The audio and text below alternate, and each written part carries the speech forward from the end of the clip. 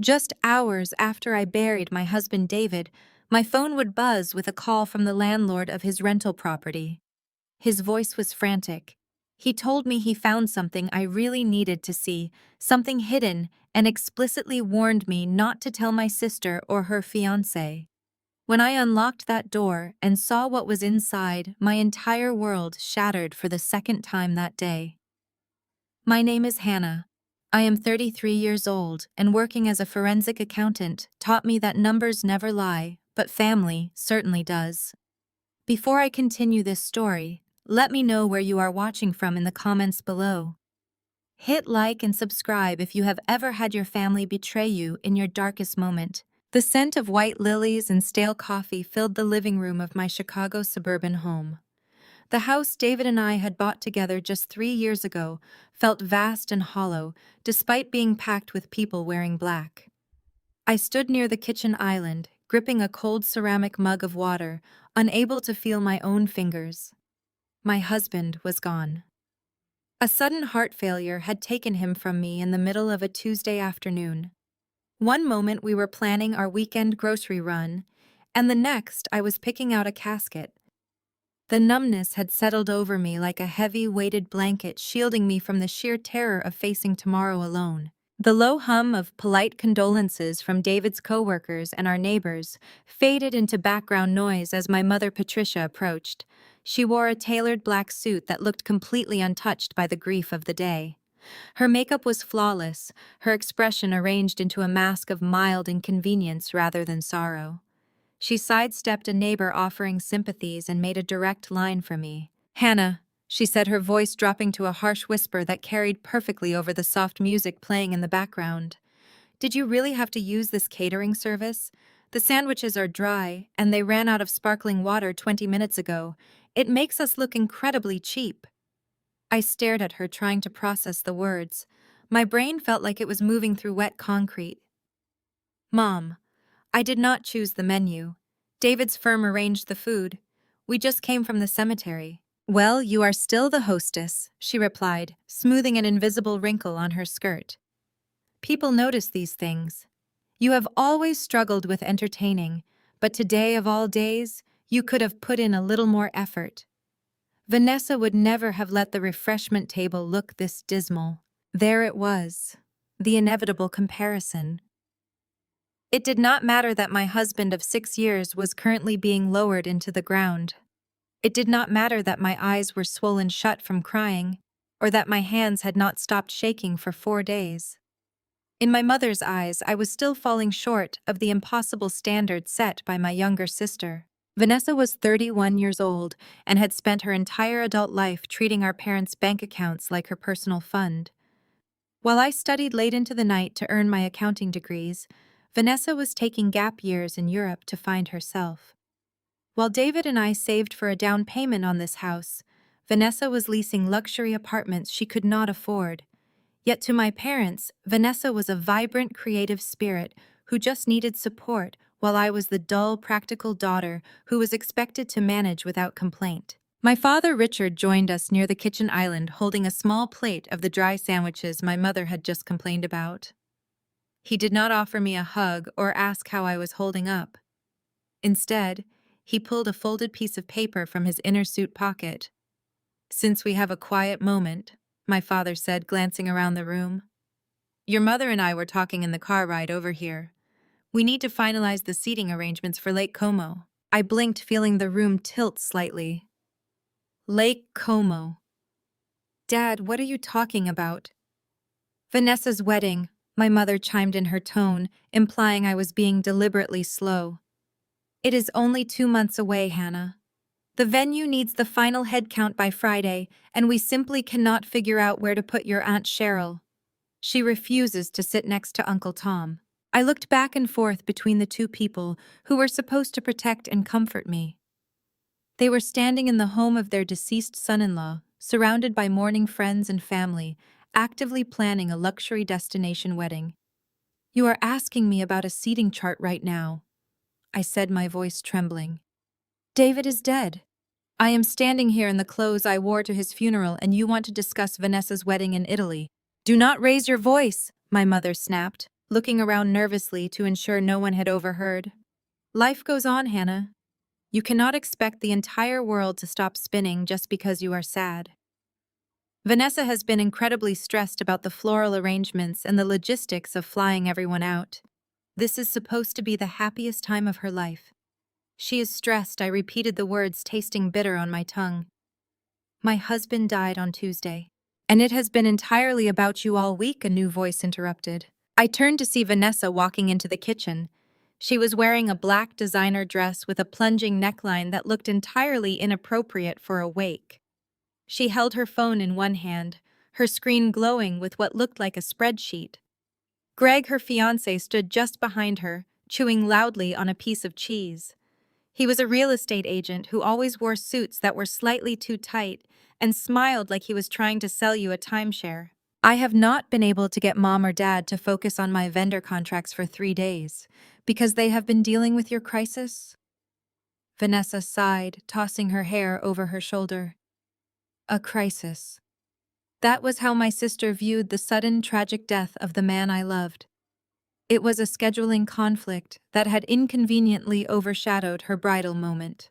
Vanessa, my father said, his tone instantly softening in a way it never did for me. Do not be too hard on your sister. She is grieving. I know she is grieving, Dad, Vanessa said, crossing her arms. But the wedding is costing a fortune and Greg and I are under a lot of pressure.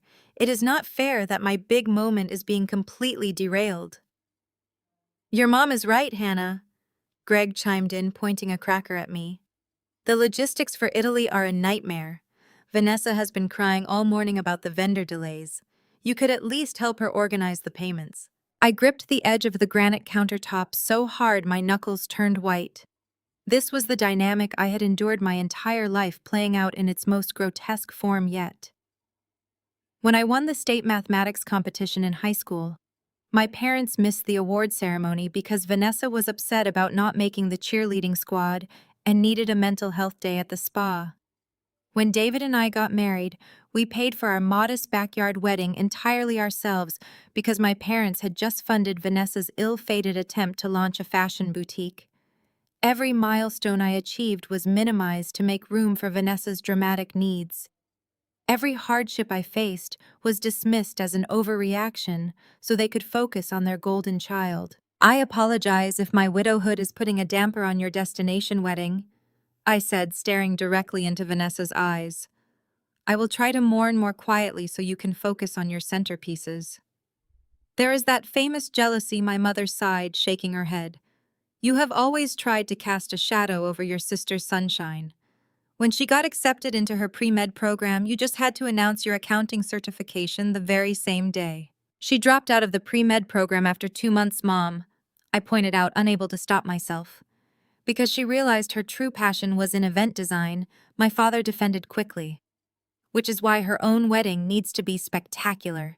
It is a showcase of her talents. I looked at the 4 of them standing united against me in my own kitchen. The sheer audacity of their behavior was breathtaking. As a forensic accountant, I spent my days analyzing data, looking for discrepancies, uncovering the hidden truths buried beneath layers of deception. I looked at my family like a ledger that did not balance.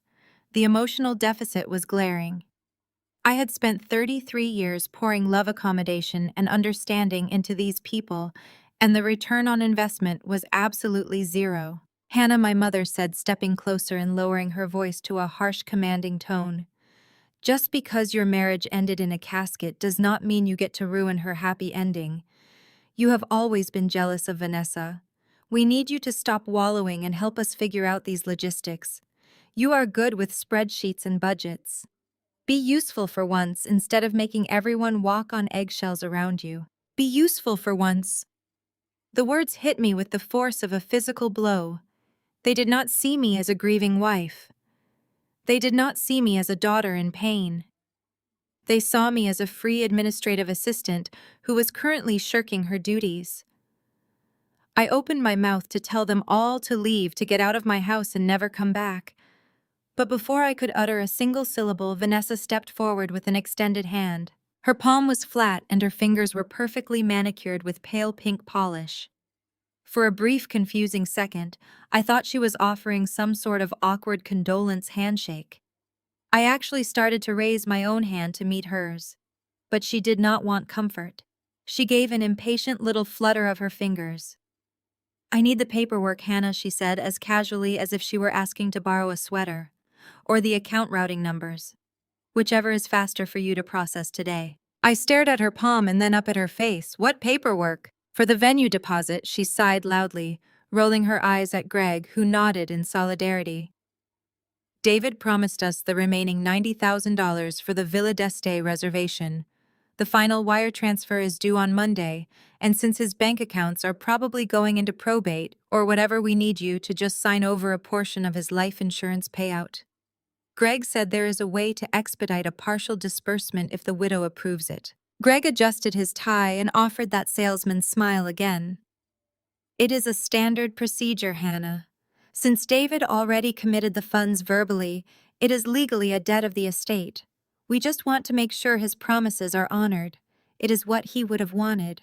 The sheer absurdity of the statement knocked the wind out of me. $90,000. David and I lived a comfortable life, but we were careful with our money. We budgeted. We tracked our expenses. My husband was a consultant who had just started his own firm. We did not have $90,000 lying around to throw at an Italian villa for a wedding. And David certainly would never have promised that kind of money to Vanessa without discussing it with me. We shared every financial decision. It was the bedrock of our marriage. "You are out of your mind," I said, my voice dropping to a harsh whisper. "David never promised you a dime for your wedding. We already bought you a standing mixer from your registry. That was our contribution." Vanessa gasped, pressing a hand to her chest as if I had physically struck her. "Mom, tell her. He promised. He said he wanted to give us the wedding of our dreams because he knew how much it meant to the family." My mother stepped right up into my personal space, her floral perfume suffocating in the tense air of the kitchen. "Do not call your sister a liar, Hannah.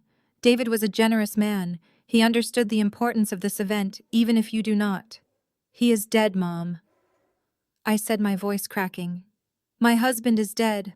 I have not even seen his death certificate yet, and you are asking me for his life insurance money." Greg leaned against the refrigerator, crossing his arms. "Look, Hannah, we are sorry for your loss. We really are. But life does not stop. We have international vendors waiting. We have flights booked. You are getting a massive payout from his policy. You do not need all that money now that it is just you. You are going to sell this big house anyway, right? Just write the check and we can all move on." I looked at the man my sister was marrying. I looked at my sister, who was nodding eagerly in agreement. I looked at my parents, who stood by validating this grotesque extortion. They were vultures circling a fresh grave. They did not care that my heart was torn into pieces. They only saw a payout. "Absolutely not," I said, my voice suddenly steady and cold. "You are not getting a single cent from me or from David's estate. If you cannot afford to get married in Italy, then go down to the courthouse like everyone else. I am not funding your vanity project." Vanessa's face contorted into a mask of pure rage. "You selfish witch. You are just trying to ruin my life because your own is so pathetic." My mother slammed her hand down on the granite counter, making the coffee mugs rattle. "How dare you speak to your sister that way?" Patricia hissed, her face turning a mottled red. "You have always been a vindictive, jealous girl. You could never stand seeing Vanessa happy. Just because your marriage ended in a casket does not mean you get to ruin her happy ending. David wanted to do this for us. You are just hoarding the money out of spite." My father chimed in, shaking his head with profound disappointment. "Your mother is right, Hannah. You are being completely unreasonable. We are asking for a simple favor to honor David's wishes. You are alone now. You need your family more than ever. If you turn your back on us over a simple financial arrangement, you are going to find yourself very isolated." It was a threat, plain and simple. Give us the money or we cut you off. The sad part was, they thought losing them would be a punishment. They thought their conditional toxic love was something I could not live without. I opened my mouth to tell them exactly where they could shove their threats, when a sharp, loud ringing pierced the kitchen. It was my cell phone resting on the island counter.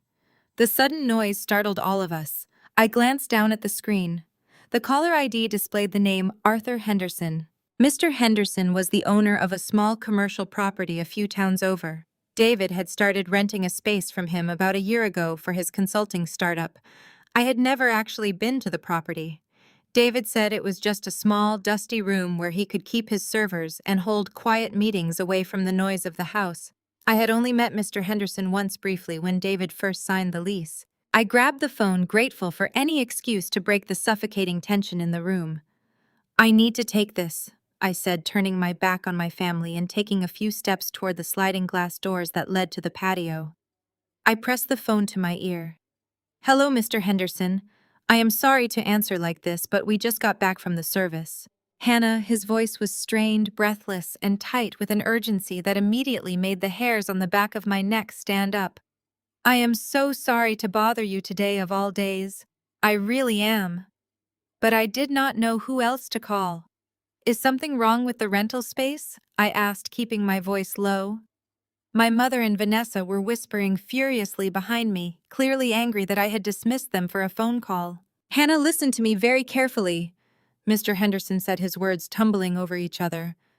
"I am at the property right now. There was a leak in the unit above David's, so I had to use the master key to get inside and check for water damage." "Okay," I said, rubbing my forehead. "If there is damage, we can talk about the insurance claim on Monday. I really cannot deal with this today." "No, you do not understand," he insisted, his voice dropping into a harsh whisper. "I found something you really need to see. You need to come here right now." "Mr. Henderson, my husband was just buried," I said, fighting to keep my composure. "Whatever it is, it can wait." "It cannot wait, Hannah," he said emphatically. "And listen to me. Do not tell your sister. Do not tell her fiance. You have to come alone. You have to see this before anyone else does." My breath caught in my throat. Why would the landlord of my husband's boring consulting office specifically mention my sister and her fiance?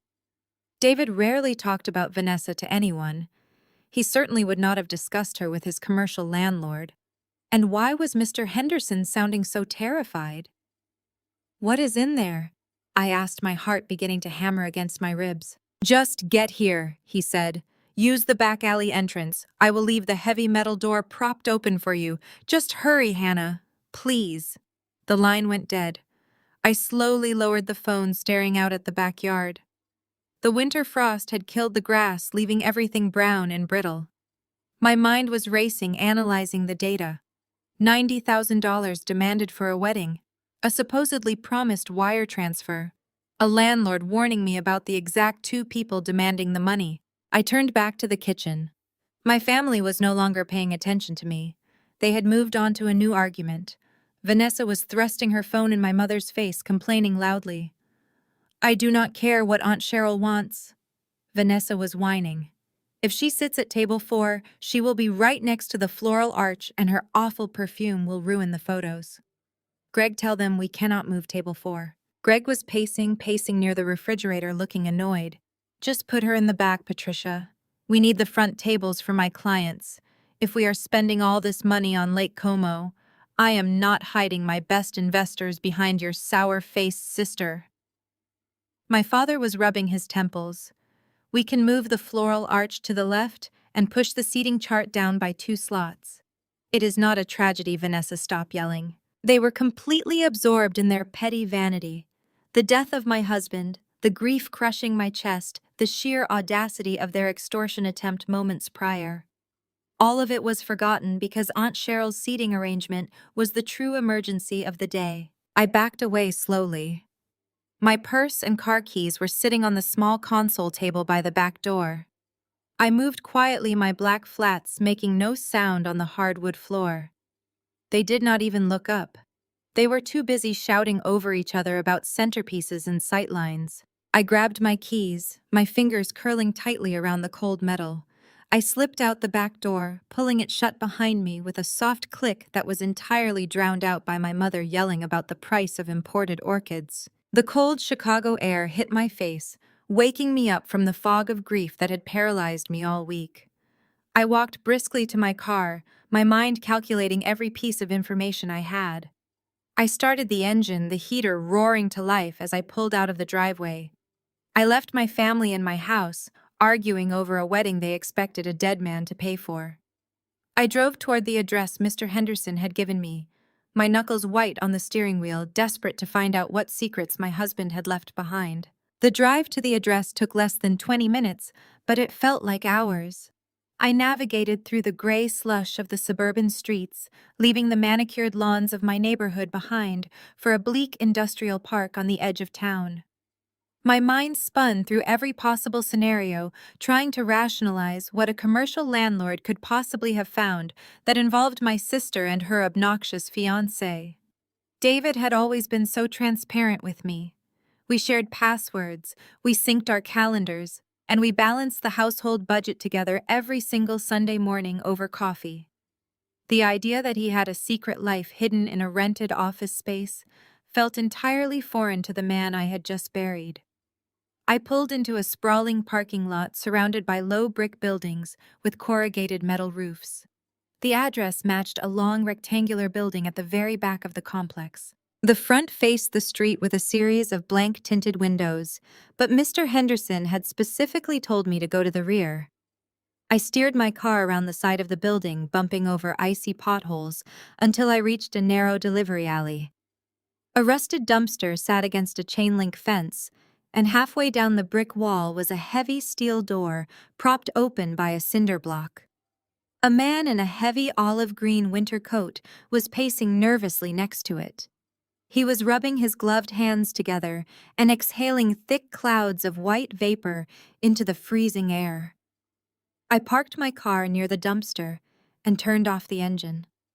The silence in the cabin was deafening. I gripped the steering wheel for a long moment, forcing myself to breathe. My husband was dead, and I was sneaking around an industrial park behind my family's back. I stepped out of the car and the biting wind whipped my hair across my face. The man stopped pacing as I approached. He looked to be in his late 50s with tired eyes and a thick gray mustache. "Hannah," he asked, taking a hesitant step forward. I nodded, pulling my wool coat tighter around my shoulders. "I am Hannah. You must be Mr. Henderson." "Thank you for coming so quickly," he said, his voice strained. He kept glancing nervously toward the entrance of the alleyway as if he expected someone to follow me. "I am so terribly sorry about David. He was a good tenant, always paid on time, always polite. But when the pipe burst upstairs today, I had to get inside to make sure the water had not seeped through the ceiling. I had no idea what he was keeping in there." I stared at the heavy steel door. "What do you mean, what he was keeping in there?" "He rented this space for his consulting firm. He had servers and filing cabinets." Mr. Henderson shook his head slowly, looking deeply uncomfortable. "I think it is better if you just see it for yourself." I did not want to touch anything or make any assumptions, but when I saw the names on the boxes, I knew I had to call you directly. He stepped aside and gestured toward the dark opening. I walked past him, my black flats crunching softly on the salted concrete. I stepped over the cinder block and crossed the threshold. The first thing that hit me was the temperature. It was not the damp chill of a cheap commercial warehouse. A sophisticated climate control system hummed quietly overhead, keeping the air perfectly dry and comfortably warm. Bright fluorescent lights flickered to life automatically as the motion sensors detected our presence, illuminating a cavernous room that stretched far back into the building. I stopped dead in my tracks. The breath caught in my throat, and my heart slammed against my ribs. There were no servers. There were no desks, no whiteboards, no filing cabinets. There was absolutely nothing resembling a consulting startup. Instead, the massive space was arranged like an exclusive luxury warehouse. Towering industrial metal shelving units lined the walls, and every single shelf was packed to the ceiling with high-end merchandise. I walked slowly down the center aisle, completely numb. To my left, a massive stack of wooden crates was stamped with the logo of an elite French vineyard. Dozens of cases of imported vintage champagne were carefully stacked and catalogued. I reached out and touched the smooth wood of one of the crates. A printed shipping manifest was taped to the side. I leaned in to read the bold black lettering. It was addressed to David, but the delivery destination was marked for a luxury estate in Lake Como, Italy. I moved further down the aisle, my mind struggling to process the impossible visual evidence in front of me. Past the champagne were rows of pristine white cardboard boxes tied with thick silk ribbons.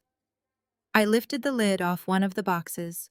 Inside, nestled in custom-cut velvet foam, were hundreds of crystal wedding favors intricately etched with silver filigree. The initials V and G were carved into the center of each piece. Vanessa and Greg. My knees went weak. I reached out to steady myself against a large wooden pallet resting on the concrete floor. The pallet held pieces of custom Italian furniture wrapped in protective plastic. Hand-carved mahogany chairs, velvet-upholstered lounging sofas, and marble-topped accent tables. It was enough furniture to fill an entire sprawling estate. A secondary shipping label stuck to the plastic wrapping caught my eye. The delivery address was not in Italy. It was for a penthouse apartment in downtown Chicago. An apartment I knew for a fact Greg had been bragging about buying after the wedding. I kept walking, my chest tightening with a suffocating panic. The sheer volume of wealth hoarded in this room was staggering. Millions of dollars worth of goods were sitting quietly in this hidden suburban storage unit. David and I were financially stable, but we did not possess this kind of liquid wealth. He would have had to drain every account, take out massive unapproved loans, or mortgage our entire future to afford even a fraction of what I was looking at. Towards the back of the room, the industrial shelving gave way to a series of heavy-duty garment racks. They were shielded by opaque, breathable garment bags, the kind used by elite fashion houses to protect delicate fabrics. I walked up to the first rack, my hands shaking so badly I could barely grip the zipper. I pulled the metal tab down, revealing a row of breathtakingly expensive couture gowns. They were bridesmaid dresses crafted from imported silk and hand-sewn lace. I recognized the designer label immediately. It was the exact designer Vanessa had been crying about last month, claiming she could never afford their work for her bridal party. I moved to the center rack, which stood apart from the others, holding a single massive garment bag. The plastic covering was thick to protect the delicate contents inside. I unzipped it slowly, letting the plastic fall open. A custom bridal gown emerged, catching the harsh fluorescent light. It was a masterpiece of haute couture, dripping with real pearls and layers of cascading tulle. Pinned to the velvet hanger was a handwritten note on thick ivory cardstock. I plucked the card from the hanger. The handwriting belonged to the lead designer of a fashion house in Paris. It read to Vanessa, "May your wedding in Lake Como be as flawless as your vision. Thank you to David for rushing the final wire transfer." The paper slipped from my trembling fingers and fluttered to the concrete floor. My husband had not just contributed a small sum to my sister's wedding. He had not just offered a bit of financial support. David had secretly funded the entire extravagant event. Every crystal favor, every bottle of imported champagne, every piece of custom furniture for Greg's future penthouse, and the literal dress my sister planned to walk down the aisle in had been paid for by the man I loved. He had lied to me every single day. He had smiled at me over his morning coffee, kissed my cheek, and told me he was going to his consulting office to work hard for our future. Instead, he had been driving to this hidden warehouse managing the logistics of my toxic sister's luxury lifestyle. The betrayal cut so deep, it felt like a physical wound. The $90,000 Vanessa had casually demanded at the funeral was not a sudden request. It was just the final payment in a massive ongoing operation of deceit. I stood surrounded by the physical evidence of my husband's secret life, unable to comprehend how I had been so blind. Mr. Henderson walked slowly down the aisle, his boots scuffing against the concrete. He stopped a few feet away from me, his face etched with concern and profound discomfort. "I did not want to pry into your family business, Hannah," he said, his voice echoing slightly in the vast room. "But when I saw the water dripping near those dress racks, I had to move things around. That is when I saw the desk in the corner. I think you need to look at what is sitting on it. I turned away from the wedding dress, feeling a cold, creeping dread settling into my bones. The luxury goods were only the surface of the nightmare. Whatever was waiting for me on that desk was going to reveal the true depth of the horror David had left behind. I followed Mr. Henderson to the back corner of the warehouse where the concrete floor gave way to a small patch of cheap gray carpeting. A basic metal desk sat there, illuminated by a single harsh desk lamp. It looked completely out of place, surrounded by the towering racks of designer clothing and imported champagne, but it was clearly a functional workspace. A black leather office chair was pushed back slightly, as if David had just stood up from it. A dual monitor setup rested on the surface next to a stack of manila folders and a scattering of opened mail. I stepped onto the gray carpet and stood behind the chair, staring down at the papers. This was the real consulting firm. This was the command center where my husband managed the logistics of his betrayal. Mr. Henderson stepped up beside me and reached for a thick stack of printed bank statements and opened envelopes resting near the keyboard. I did not want to touch his private things, he said, his voice quiet and apologetic.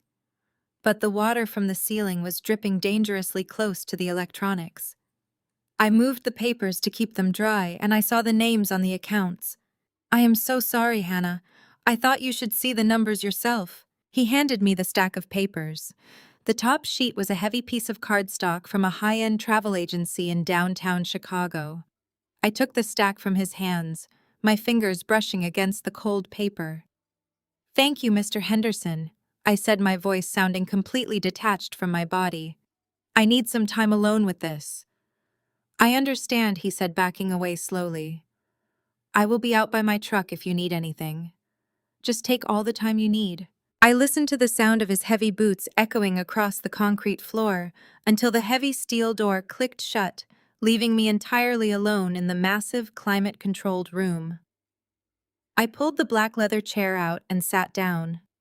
It was the same model of chair David used in his home office. The familiarity of it made my stomach churn. I set the stack of documents on the desk under the glare of the lamp and took a deep breath. I was a forensic accountant. I spent 40 hours a week tracking missing assets, untangling corporate fraud, and finding the hidden truths in ledgers that people tried desperately to bury. I knew how to follow the money.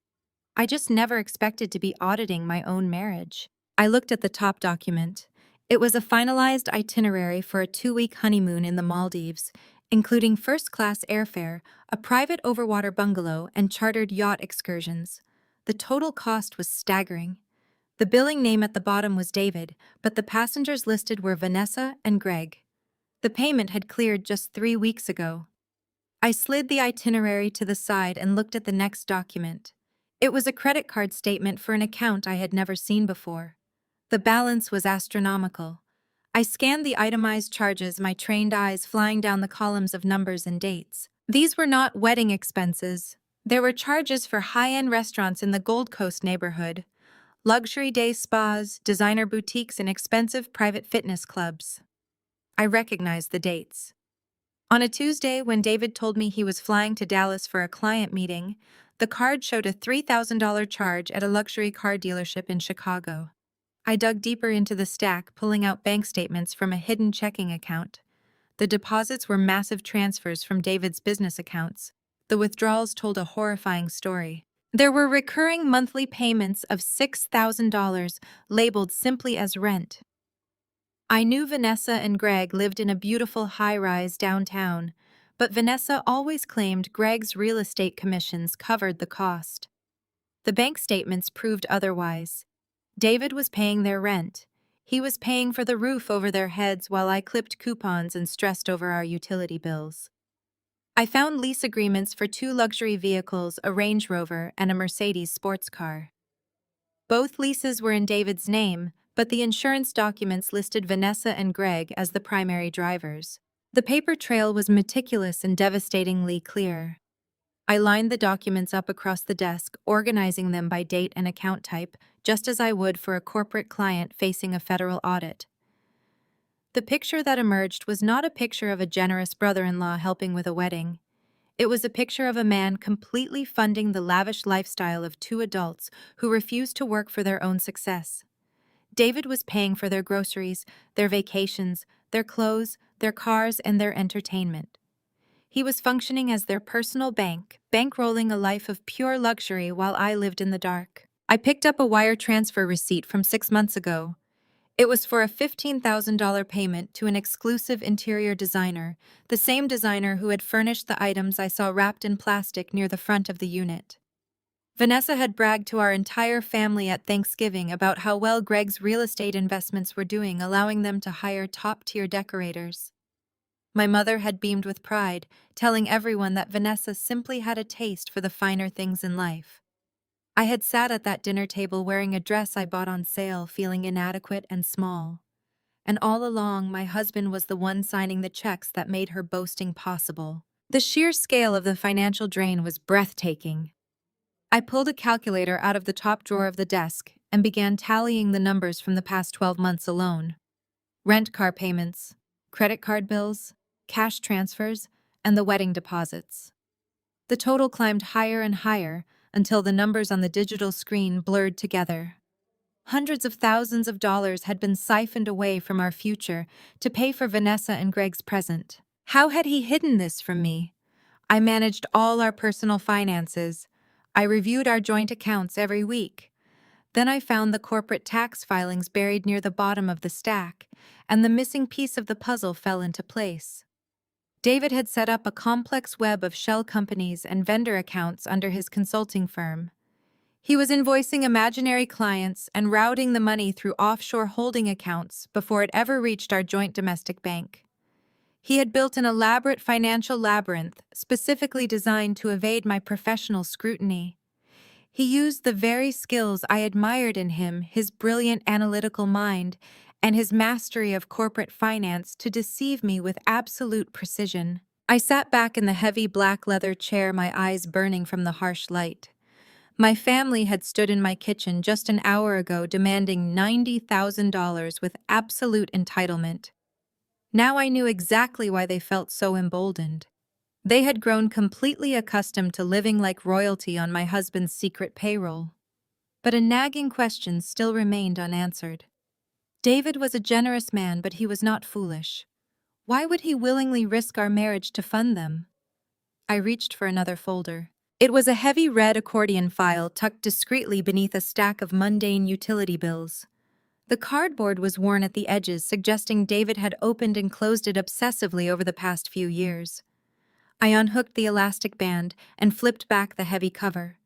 Inside was a secondary ledger entirely handwritten. Unlike the printed bank statements and polished corporate tax returns I had just reviewed, this ledger was messy. The ink was smudged in places, and David's usually immaculate handwriting was erratic and sharp, as if he had been pressing the pen down into the paper with trembling hands. I ran my fingers over the indented pages, feeling the physical manifestation of his anxiety. Next to the handwritten ledger was a thick stack of printed emails. I pulled them out and placed them beneath the harsh light of the desk lamp. The sender on the first email was Greg. The subject line was simply blank. I began to read, and with every sentence the air in the warehouse seemed to grow thinner. Greg was not just asking for money, he was demanding it. The emails detailed a catastrophic financial error David had made early in his career, long before he ever met me.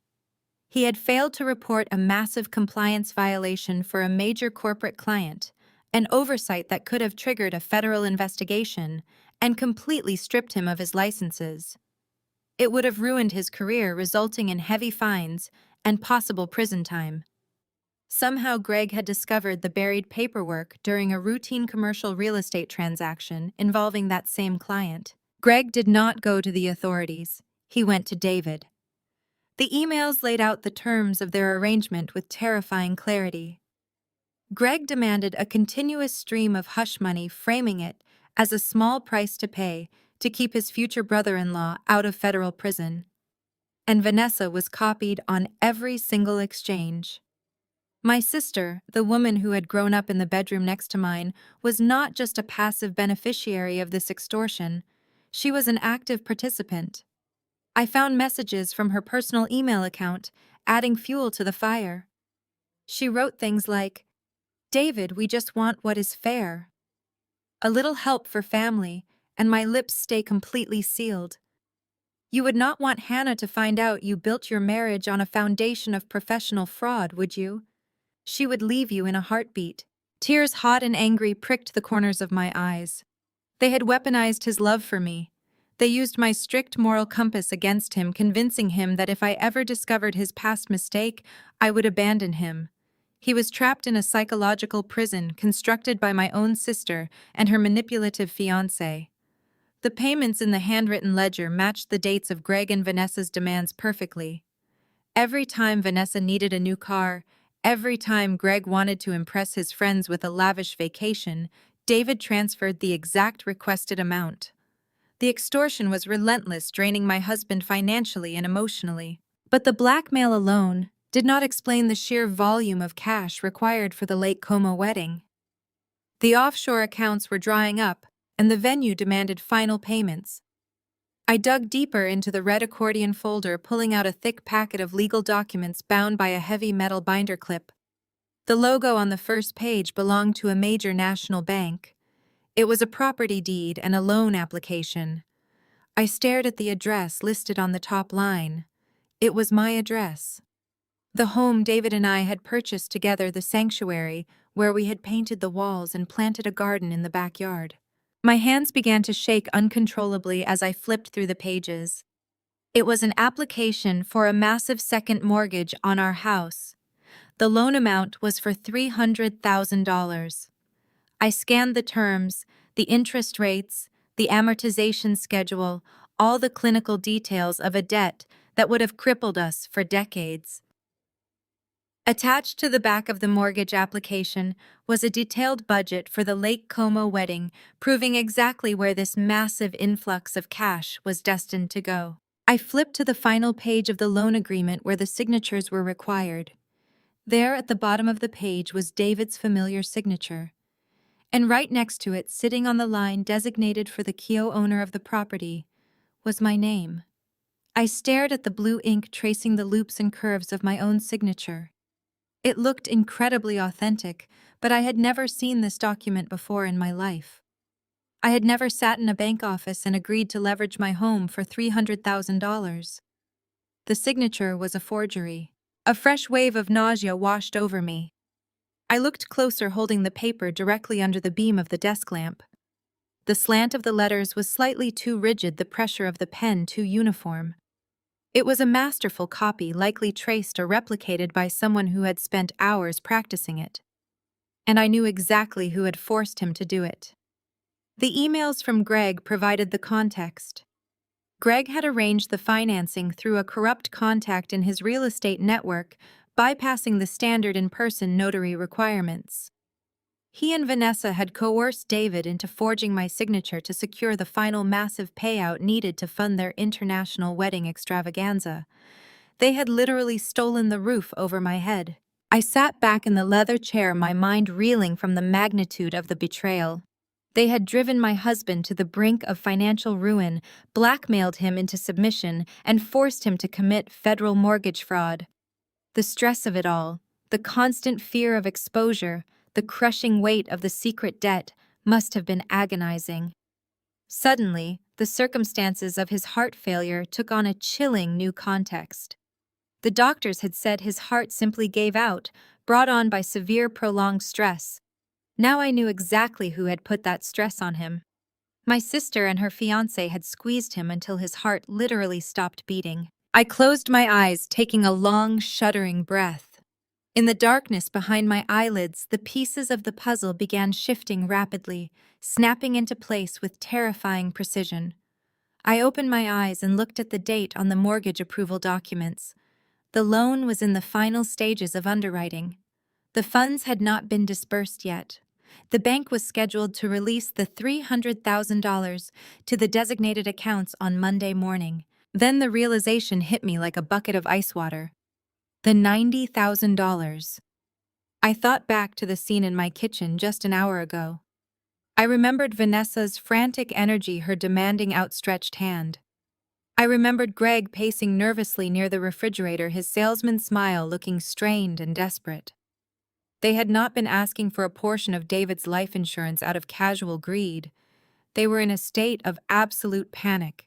David's sudden death had thrown a massive wrench into their meticulously constructed criminal operation. When a property owner dies, all pending financial transactions undergo an immediate mandatory freeze and review. The bank would require an original death certificate, and they would automatically contact the surviving spouse to verify the status of the estate before releasing any funds from a newly approved second mortgage. Greg worked in real estate. He knew the banking protocols intimately. He knew that by Monday morning, the bank would call me to discuss the pending $300,000 loan. He knew that I would instantly recognize the loan as fraudulent. The $90,000 Vanessa demanded was the exact amount due to the Italian venue vendors by the end of the week. Because David died before the fraudulent mortgage funds could clear, Greg and Vanessa were suddenly left holding the bag for an international wedding they could not afford. The vendors were threatening to cancel the entire event and keep the non-refundable deposits. My family needed cash immediately to cover the shortfall and keep the wedding on track before the bank notified me of the forged loan and the entire house of cards collapsed. They thought I was just a grieving, naive widow. They thought they could pressure me into signing over a chunk of the life insurance payout today, using grief and family obligation as weapons. They planned to use that life insurance money to pay the Italian vendors covering their tracks and securing their luxury wedding before the mortgage fraud was exposed. They wanted me to unknowingly fund the very wedding that had driven my husband to an early grave. A strange, unnatural calm descended over me.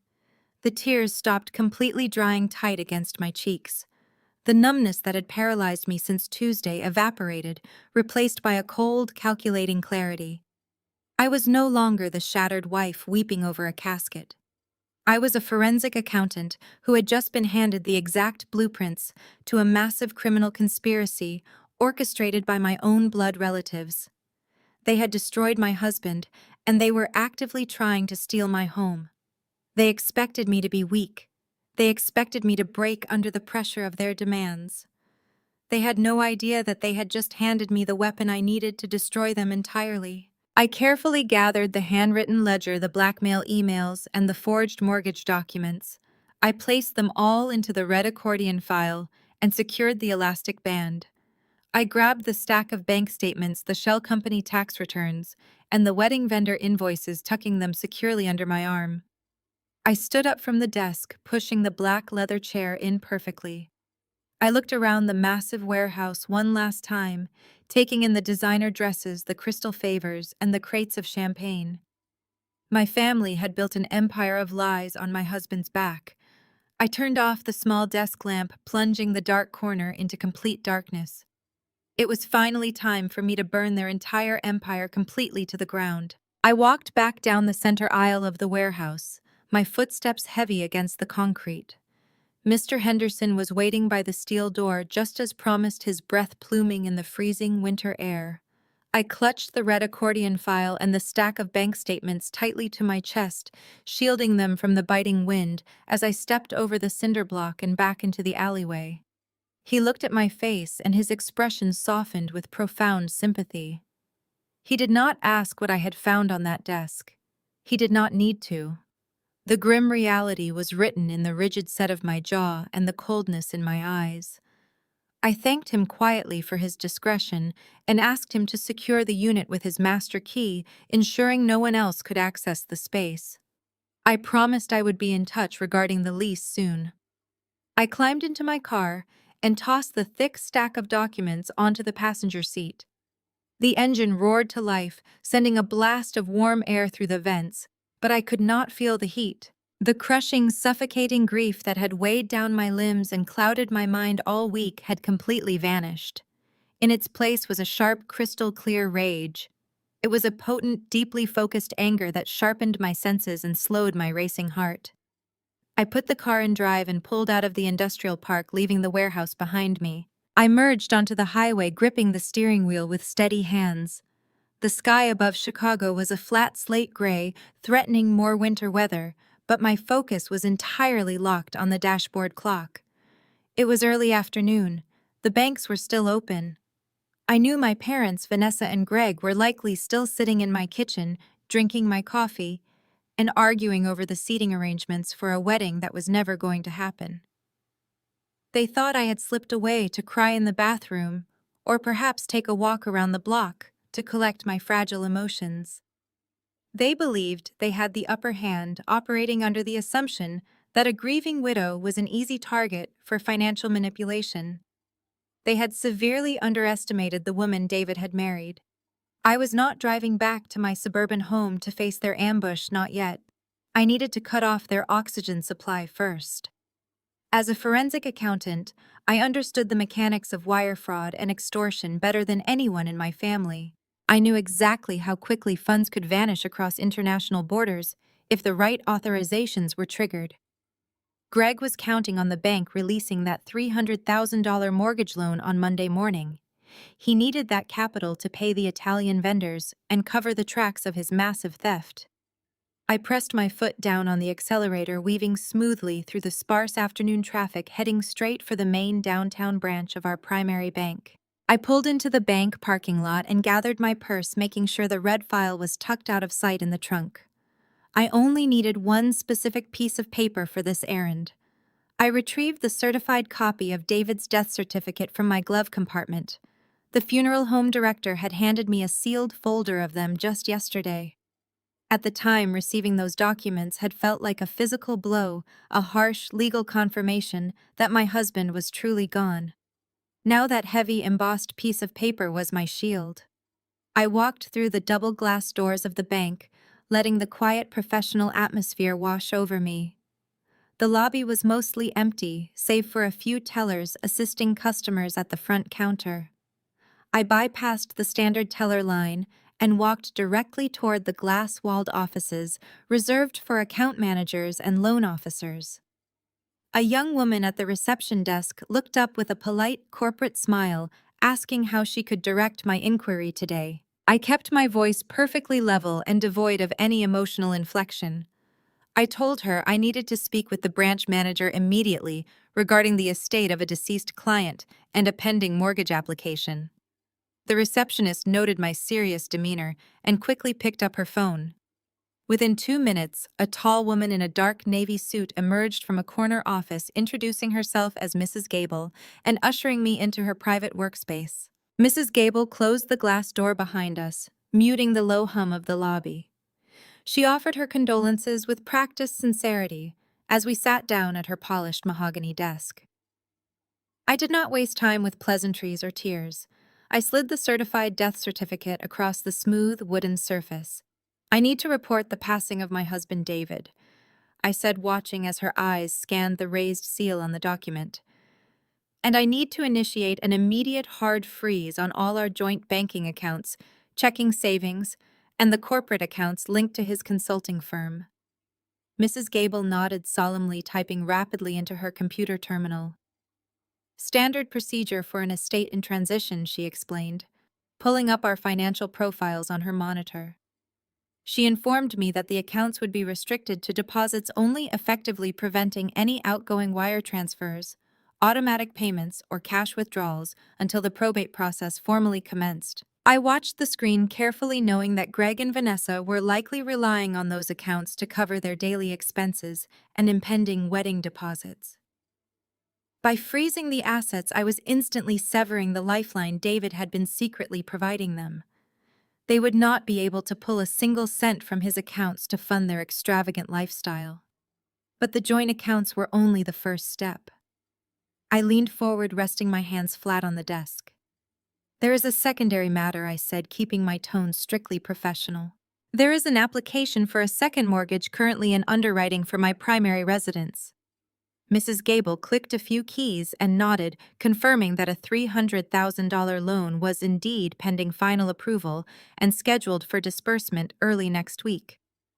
She looked at me expectantly, assuming I wanted to ensure the funds would clear despite my husband's passing. Halt that application completely and flag it as highly fraudulent, I said without blinking. I am the co-owner of that property, and I did not authorize that loan. The signature on those documents was forged. Mrs. Gable gasped, her professional composure slipping as her hands hovered over the keyboard. She immediately picked up her desk phone to alert the fraud department, canceling the disbursement process and locking the application from moving any further in the system. I then instructed her to place a hard lock on my personal credit profile and David's social security number, preventing any new accounts, loans, or credit cards from being opened. Greg was a desperate man backed into a corner, and I knew better than to leave any financial doors unlocked. I watched the bank manager finalize the security protocols, printing out physical confirmations of the frozen accounts and the canceled mortgage. I folded the receipts into my purse, thanking Mrs. Gable for her assistance. I walked out of the bank and back into the freezing winter air, feeling an intense surge of power. The trap was set, and I was ready to go face the ambush. The drive back to the suburbs felt entirely different from my frantic departure just a few hours prior. The gray slush on the roads remained the same, and the biting winter wind still whipped against my windshield, but the crushing weight of grief had been replaced by an armor of cold clarity. I pulled onto my street and noticed that the cars belonging to David's co-workers and our neighbors had all vanished. The catering van was gone. The street was quiet, returning to its sleepy suburban normalcy. Only 2 vehicles remained parked in my driveway: my parents' luxury sedan and Greg's leased Mercedes sports car. I parked my car along the curb, cutting the engine, and sitting in the profound silence for a long moment. I took a deep breath, letting the chilled air fill my lungs. I was walking into a snake pit, but this time I was the one holding the machete. I unlocked the front door and pushed it open. The house smelled strongly of bleach and floral perfume. The leftover catering trays had been cleared away, and the sympathetic murmurs of grieving guests had been replaced by a tense, suffocating silence. I slipped my coat off and hung it in the hall closet, my movements slow and deliberate. I walked down the short hallway and stepped into the living room.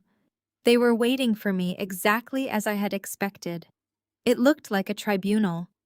My father Richard was standing by the fireplace with a scotch in his hand, looking impatient. My mother, Patricia, was seated on the center sofa, her posture rigid and her arms crossed tightly over her chest. Vanessa was pacing near the bay window, chewing aggressively on her thumbnail. Greg was sitting in David's favorite leather armchair, looking entirely too comfortable. "Where have you been?" Patricia demanded, her voice slicing through the quiet room. "We have been waiting here for nearly 2 hours, Hannah. You completely abandoned your own husband's wake. People were asking where you went, and I had to invent a story about you needing to lie down due to a migraine. It was incredibly embarrassing for us." I walked further into the room and stopped behind the sofa, keeping a safe distance from all of them. "I needed to clear my head," I said, my tone flat and emotionless. "I went for a drive." "A drive?" Vanessa scoffed, spinning around from the window. "You just walked out right when we were trying to finalize the venue payments. Do you have any idea how stressful this is for me? The wedding planner has been calling me nonstop. We need that money today, Hannah. We cannot just pause my wedding because you wanted to go for a joyride." Greg stood up from David's armchair, smoothing the front of his tailored suit. He walked toward the center coffee table with that familiar, slick salesman smile plastered across his face. "Now, let us all just take a breath," Greg said, raising his hands in a mock gesture of peace. "Hannah is going through a lot today. We all are. But Vanessa is right. Time is of the essence here, and we need to get these financial matters squared away so we can all focus on healing." He reached inside his suit jacket and pulled out a single sheet of paper folded neatly in thirds. He unfolded it, smoothing the creases against the glass top of the coffee table. He slid it across the glass toward me, tapping the bottom corner with his index finger. "David and I had a long talk a few weeks ago." Greg continued, his voice dropping into a tone of false sympathy. "He knew how much this wedding meant to Vanessa and to your parents. He wanted to make sure everything was perfect. He actually signed a formal agreement with me, guaranteeing the remaining $90,000 for the venue and the vendors. We drafted it up just to keep things professional between family members. I stared at the piece of paper resting on the coffee table. I did not need to pick it up to know what it was, but I stepped forward and lifted it anyway, playing my part in their twisted theater. It was a typed document full of heavy-handed legal jargon outlining a promise to disperse $90,000 from David's personal assets to Greg's business account to cover wedding expenses. At the bottom of the page was David's signature. I stared at the blue ink tracing the familiar loops and angles. It was a very good forgery. If I had not spent the afternoon in a hidden warehouse looking at an entire red accordion folder full of extortion emails and a forged mortgage application, I might have actually believed it. Greg had clearly practiced David's signature extensively. He had used those skills to try and steal my house, and now he was using them to try and steal my husband's life insurance. I kept my face perfectly blank, betraying none of the absolute revulsion churning in my stomach. "What is this?" I asked, feigning confusion. "David never mentioned signing a contract for your wedding. He probably did not want to burden you with the details," Greg said smoothly. "You know how he was, always wanting to take care of things quietly. But it is a legally binding contract, Hannah, because he passed away before transferring the funds the debt transfers to his estate. We spoke with a lawyer this afternoon. Since you are the sole beneficiary of his life insurance policy, the easiest way to settle this debt without tying up the estate in probate court is for you to sign a direct disbursement authorization." Greg pulled a second piece of paper from his pocket and laid it on the table right next to a silver pen. "It is just an authorization form," he explained. "It allows the insurance company to wire the $90,000 directly to my account as soon as the policy pays out. It saves everyone a massive legal headache." I looked at the silver pen glinting under the living room lights. They were so incredibly brazen. They had driven my husband to an early grave with their relentless blackmail, and now they were standing in his living room on the day of his funeral trying to scam his widow out of his life insurance. I set the forged contract back down on the glass table. "I am not signing an insurance disbursement form today, Greg. I have not even filed the initial claim yet." My father slammed his scotch glass down on the mantel with a loud crack. "Hannah, stop being so stubborn!" Richard barked, his face reddening with anger. "David signed that agreement. It was his dying wish to see your sister happy. Are you really going to dishonor your husband's memory by refusing to fulfill a promise he made?" My mother stood up from the sofa, stepping into my line of sight. "You are being completely unreasonable," she snapped, her voice sharp and commanding. "We have a reputation to uphold, Hannah. Half of our country club is invited to this wedding. If you force Vanessa to cancel the Lake Como venue because you want to hoard David's money, we will be the laughingstock of our entire social circle. People will know that you refuse to honor your dead husband's final commitments." "They are going to ruin my life," Vanessa wailed, sinking into the armchair and covering her face with her hands. "She is doing this on purpose, Mom. She has always hated me. She just wants to see me humiliated in front of everyone." I looked at the four of them acting out their coordinated routine of guilt, shame, and manipulation. This was the same playbook they had used on me since childhood. If I did not comply with their demands, I was instantly branded as selfish, vindictive, and a threat to the family image. But this time they had severely miscalculated their leverage. They thought they were backing a vulnerable, grieving woman into a corner. They had no idea they were standing in the middle of a trap I had already sprung. "You want me to sign a paper transferring $90,000 to Greg?" I asked slowly, making sure I understood the exact parameters of their absurd demand. "You want me to give you a massive chunk of my husband's life insurance policy to save face at the country club?" "Yes," Patricia said, stepping closer and pushing the silver pen toward me. "It is the only decent thing to do, Hannah. David wanted this. Sign the authorization form, and we can all move forward. Just be a good sister for once in your life." I looked down at the pen. I looked at the forged contract. I looked at the man who had blackmailed my husband and the sister who had happily spent the extorted cash. My heart was completely steady. The time for grieving was over, and the time for reckoning had finally arrived. I took a slow, deliberate step back from the coffee table and crossed my arms over my chest, fixing my gaze directly on Greg. I thought about the massive warehouse filled with imported champagne and designer dresses. I thought about the fraudulent mortgage application currently sitting locked and frozen in the bank manager's office. I thought about the red accordion file locked safely in the trunk of my car, holding the evidence of their federal crimes. The sheer audacity of their performance here in my living room was almost breathtaking. They were pushing me, demanding I comply, relying on decades of psychological conditioning to force my submission. They expected me to cave under the weight of their gaslighting and sign away my future. But I was not going to sign anything. I was going to watch them burn. "I am not signing that paper," I said. My voice was eerily calm, sounding entirely out of place in a room thick with manufactured outrage. I did not raise my tone or step toward the table. I simply stood my ground and looked at Greg with a blank expression. "I am not signing that authorization form today or any other day. And frankly, Greg, even if I wanted to sign it, the document would be completely useless to you." Greg frowned, his slick smile finally faltering. "What are you talking about?" "It is a standard form. The insurance company will process it directly." "There is no insurance money available to disperse," I replied, keeping my eyes locked on his. "And there is no money in any of the bank accounts either, because I spent my afternoon at the downtown branch with the estate manager. Every single joint and corporate account attached to David has been subjected to a hard freeze. The funds are entirely locked down pending the probate process. You could have 100 forged contracts, Greg, but the bank is not going to clear a single transaction. Not a wire transfer. Not a cash withdrawal. Not a dime." The air in the living room seemed to evaporate. Vanessa stopped chewing on her thumbnail. My father lowered his scotch glass to the mantel. My mother stared at me as if I had suddenly started speaking a foreign language. "You froze the accounts," Vanessa asked, her voice rising in pitch. "You froze the accounts on the day of his funeral. It is standard procedure when a spouse passes away." I lied smoothly, leaning into the excuse the bank manager had provided. But that is not all I did while I was sitting in Mrs. Gable's office. I shifted my gaze back to Greg, watching closely as the color began to drain from his face. I also reviewed the pending financial applications attached to our property.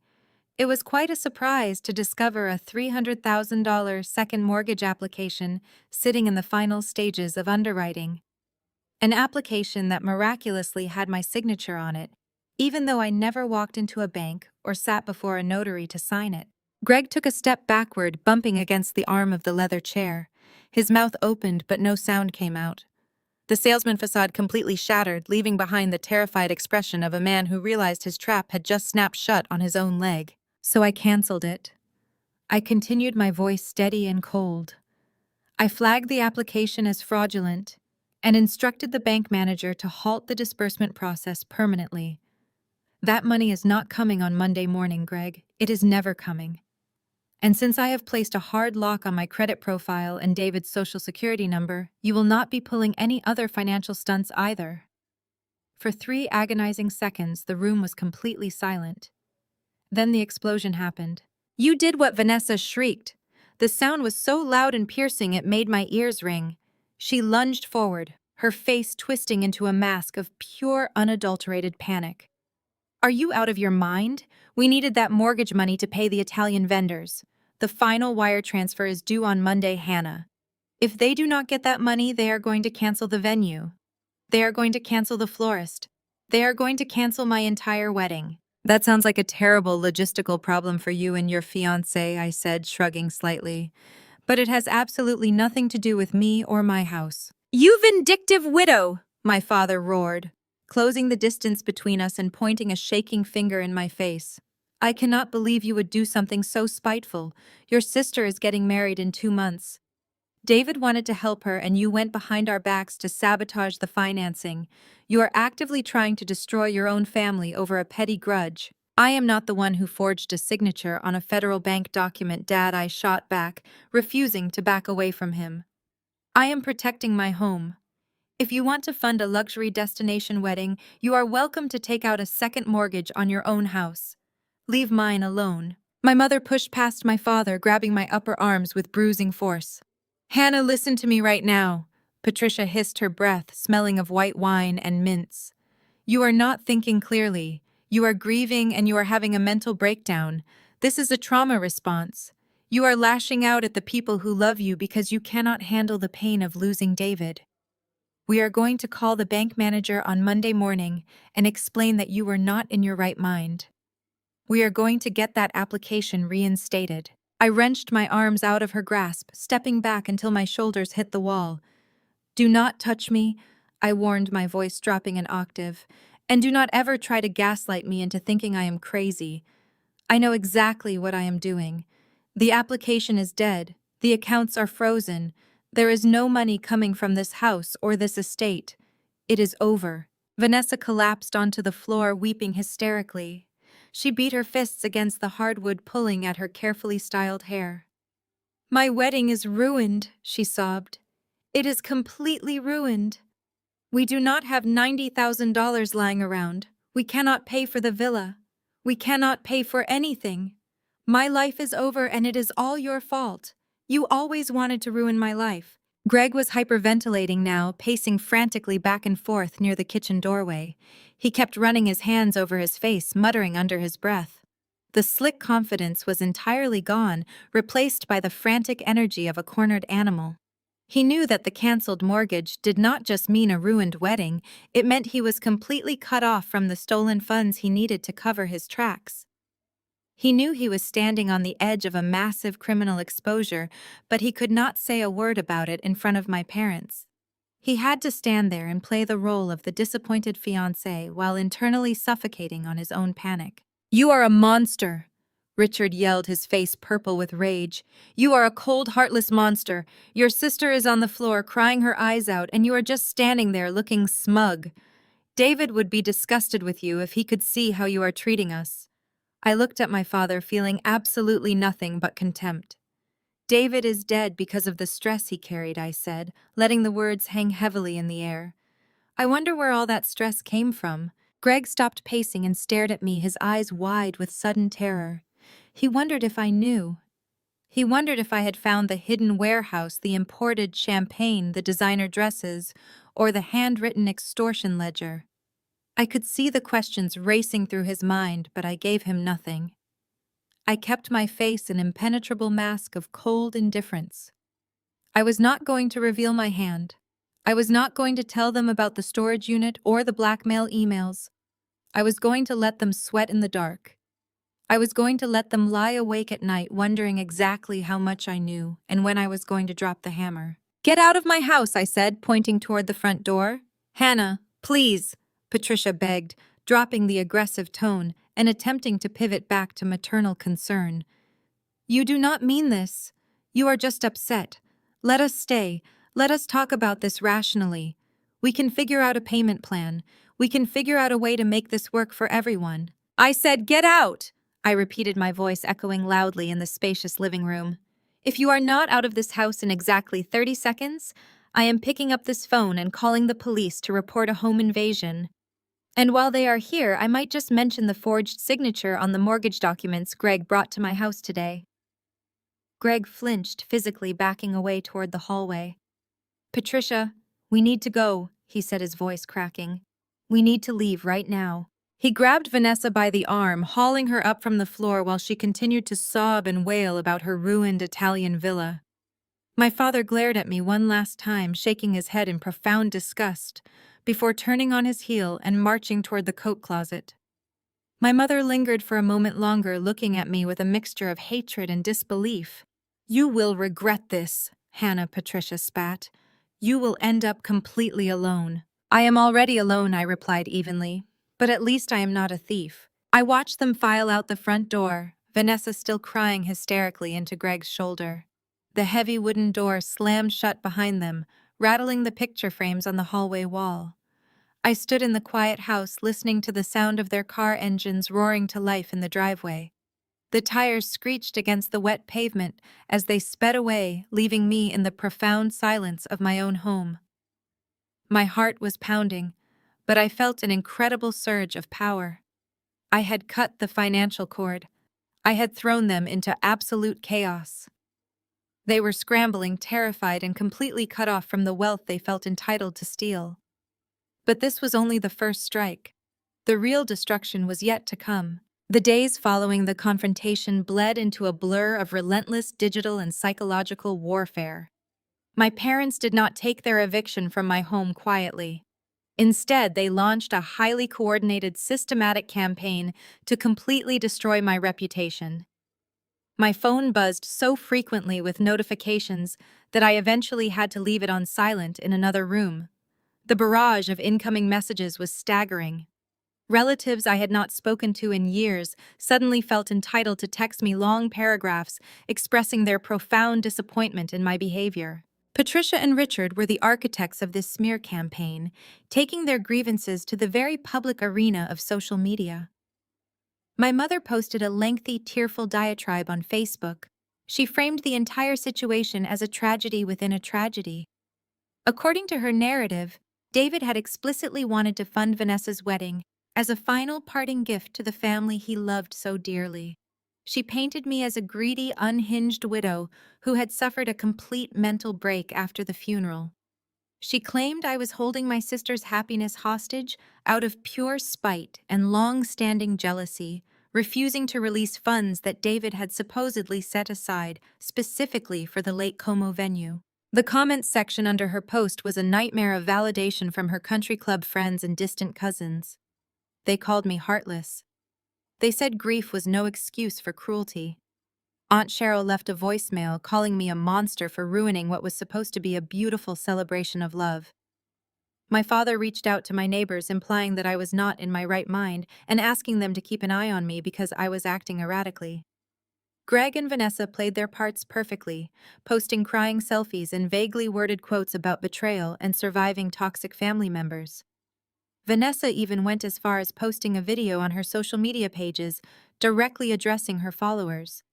She sat on her expensive velvet sofa, wearing a perfectly distressed oversized sweater, wiping away tears as she talked about how hard it was to plan a wedding while dealing with a family member who was actively trying to sabotage her happiness. She never said my name, but the implication was glaringly obvious. The comments flooded in, offering her sympathy and suggesting that I needed serious psychiatric help. Before I found the warehouse, this kind of coordinated character assassination would have broken me. I would have spent hours crying, drafting long defensive replies, trying desperately to explain my side of the story and beg for their understanding. But the woman who would have done that died the moment she unzipped that designer wedding dress. I did not engage. I did not post a rebuttal or try to defend my character to aunts and uncles who only knew the version of me my mother had carefully constructed. I let them believe whatever they wanted to believe. Their public outrage was just background noise, a desperate distraction from the real issue. While my family spent their energy crafting social media narratives, I turned my dining room into a forensic war room. I cleared away the last of the sympathy flowers and funeral cards, replacing them with the stack of bank statements, the forged mortgage application, and the red accordion file. I set up my dual monitors, brought out my highlighters, and went to work doing exactly what I did best. I followed the money. The process was meticulous and required absolute focus. I started with David's business accounts, tracing the legitimate income from his actual consulting clients. Then I mapped out the diversion of funds into the shell companies he had created. I created a massive spreadsheet cross-referencing the dates of Greg's demanding emails with the dates of large cash withdrawals and wire transfers. It was a dark, agonizing journey through the final years of my husband's life. With every number I verified, I could feel the crushing weight of the extortion he had endured. I could see the exact moments when the financial pressure peaked, corresponding with frantic, hastily written entries in the red ledger. David had tried so hard to keep his head above water, liquidating his own modest retirement accounts before finally breaking under their relentless demands. The emotional toll of looking at his desperate handwritten notes was immense, but I channeled that pain directly into my work. Greg and Vanessa were incredibly greedy, but they were also incredibly sloppy. They had grown arrogant in their extortion, leaving a digital paper trail a mile long. Greg routinely used his personal email to send demands for rent payments, car lease renewals, and vacation funding. Vanessa frequently texted David pictures of luxury items she wanted him to purchase immediately, threatening to call me if the funds were not deposited by the end of the day. I printed every email, every text message screenshot, and every bank transfer receipt, compiling them into chronological binders. The most critical piece of the puzzle was the fraudulent second mortgage application. I spent 3 full days analyzing the underwriting documents. Greg had used his real estate license and his connections in the industry to push the application through the initial stages without the standard verification protocols. I tracked the IP addresses on the digital signature portals, proving that the documents were signed from Greg's office computer, not from my home or David's office. I gathered handwriting samples of my actual signature, comparing them side by side with the forgery on the loan agreement, noting the stark differences in pen pressure and letter slant. I worked late into the night every single night. The silence of the empty house, which had previously been a source of overwhelming grief, now served as the perfect environment for absolute concentration. I drank black coffee and ordered takeout, eating mechanically, while my eyes scanned thousands of lines of financial data. I found deposits disguised as consulting fees routed through Greg's personal limited liability company. I traced the wire transfers that had already been sent to Italy, paying for the catering, the floral arrangements, and the string quartet. Every single transaction was a nail in their coffin. By the end of the 3rd week, the dining room table was completely covered in color-coded binders and highlighted financial ledgers. The smear campaign outside my walls was still raging. My mother was now posting countdowns to the wedding day, lamenting how the stress of a certain uncooperative family member was tarnishing the joy of the upcoming nuptials. Vanessa was posting links to crowdfunding sites, asking friends to help save her dream wedding, claiming a sudden tragic financial setback had left them stranded. It was pathetic and highly public, but I ignored all of it. I did not block their numbers or delete my social media accounts. I simply watched their desperation escalate from a detached, analytical perspective, taking screenshots of their public statements to add to my growing pile of evidence. Every lie they posted online only further cemented their guilt and provided a clear timeline of their malicious intent. Let them complain. Let them spin their web of lies to anyone who would listen. They were wasting precious time managing their public image while I was managing the facts. I had built an ironclad case. The evidence I had compiled went far beyond simple family betrayal or financial infidelity. It was a comprehensive, meticulously documented record of systemic extortion, grand larceny, and mortgage fraud. They thought they were dealing with a vulnerable, grieving woman who could be bullied into submission through public shaming. They were entirely focused on their social reputation and their destination wedding, completely oblivious to the fact that I was actively constructing the very cage that would lock them away. The noise of their harassment meant absolutely nothing against the cold, hard facts resting on my dining room table. The numbers told a story that no amount of country club gossip could ever rewrite, and I was finally ready to let those numbers speak for themselves. The deeper I dug into the corporate tax filings from David's hidden consulting firm, the more I noticed a recurring anomaly. It was a seemingly innocuous vendor account labeled simply as Vanguard Property Solutions. At first glance, it appeared to be a standard real estate holding entity, perhaps a legitimate business expense for commercial leasing or property management. But a forensic accountant knows that the devil is always hiding in the mundane details. I pulled the state registration records for Vanguard Property Solutions and matched the incorporation documents directly to the address of Greg and Vanessa's luxury downtown apartment. Greg was the sole registered agent of the company. I cross-referenced the monthly consulting invoices David had been paying to Vanguard. The amounts were staggering and entirely inconsistent with any actual services rendered. Greg was not just taking casual cash handouts for designer dresses and expensive dinners. He had set up a sophisticated laundering operation to wash the extorted money before it ever hit his personal accounts. I opened a fresh binder and began isolating every single transaction routed through Vanguard Property Solutions over the past 3 years. As I traced the flow of capital, my pulse quickened. Greg had gotten incredibly greedy, but he was also incredibly sloppy. He was a real estate agent playing a dangerous game with money that did not belong to him. I noticed a distinct pattern of cash withdrawals in amounts just under the federal reporting thresholds. He clearly thought he was being clever by structuring those deposits into his shell company, completely unaware that structuring itself is a serious financial crime. But the most damning evidence emerged when I looked at the recent disbursements earmarked specifically for the Lake Como wedding. Greg had not simply wired the funds from his personal checking account. He had used Vanguard Property Solutions to issue commercial payments to the Italian vendors. By doing so, he crossed a massive legal threshold. He was using electronic communications to transfer illicitly gained funds across international borders. I stared at the glowing monitor as the pieces of the puzzle locked together with devastating clarity. Extortion was a serious crime on the state level, but what Greg had accomplished was significantly more dangerous. I pulled the canceled mortgage application back to the center of my desk. Greg had submitted this application using my forged signature, transmitting fraudulent banking documents via the internet to a national lending institution.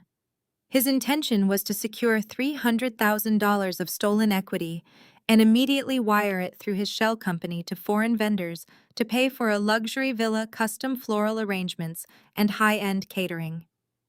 In the eyes of the law, this was not a simple family dispute over a wedding budget. This was a textbook case of federal wire fraud, aggravated identity theft, and international money laundering. Greg had unwittingly elevated his petty extortion scheme into a federal crime that carried mandatory minimum prison sentences. And Vanessa was right there beside him. By actively participating in the extortion emails and directly benefiting from the proceeds of the wire fraud, my sister was legally complicit. She was an active co-conspirator in a federal criminal enterprise. The realization sent a cold thrill washing over me. They were both going to fall, and they were going to fall hard. I knew I could not take this information to a local police precinct. A beat cop would look at this mountain of financial data and dismiss it as a civil dispute between warring family members. The sheer complexity of the financial web required someone who understood federal statutes and corporate fraud at the highest levels. I needed a legal shark. I spent the next 4 hours researching top-tier defense attorneys in Chicago who specialized in white-collar crime and federal prosecution. I compiled a short list and began making calls first thing Monday morning. Most receptionists tried to brush me off, offering consultations weeks away, but I knew exactly what to say to get past the gatekeepers.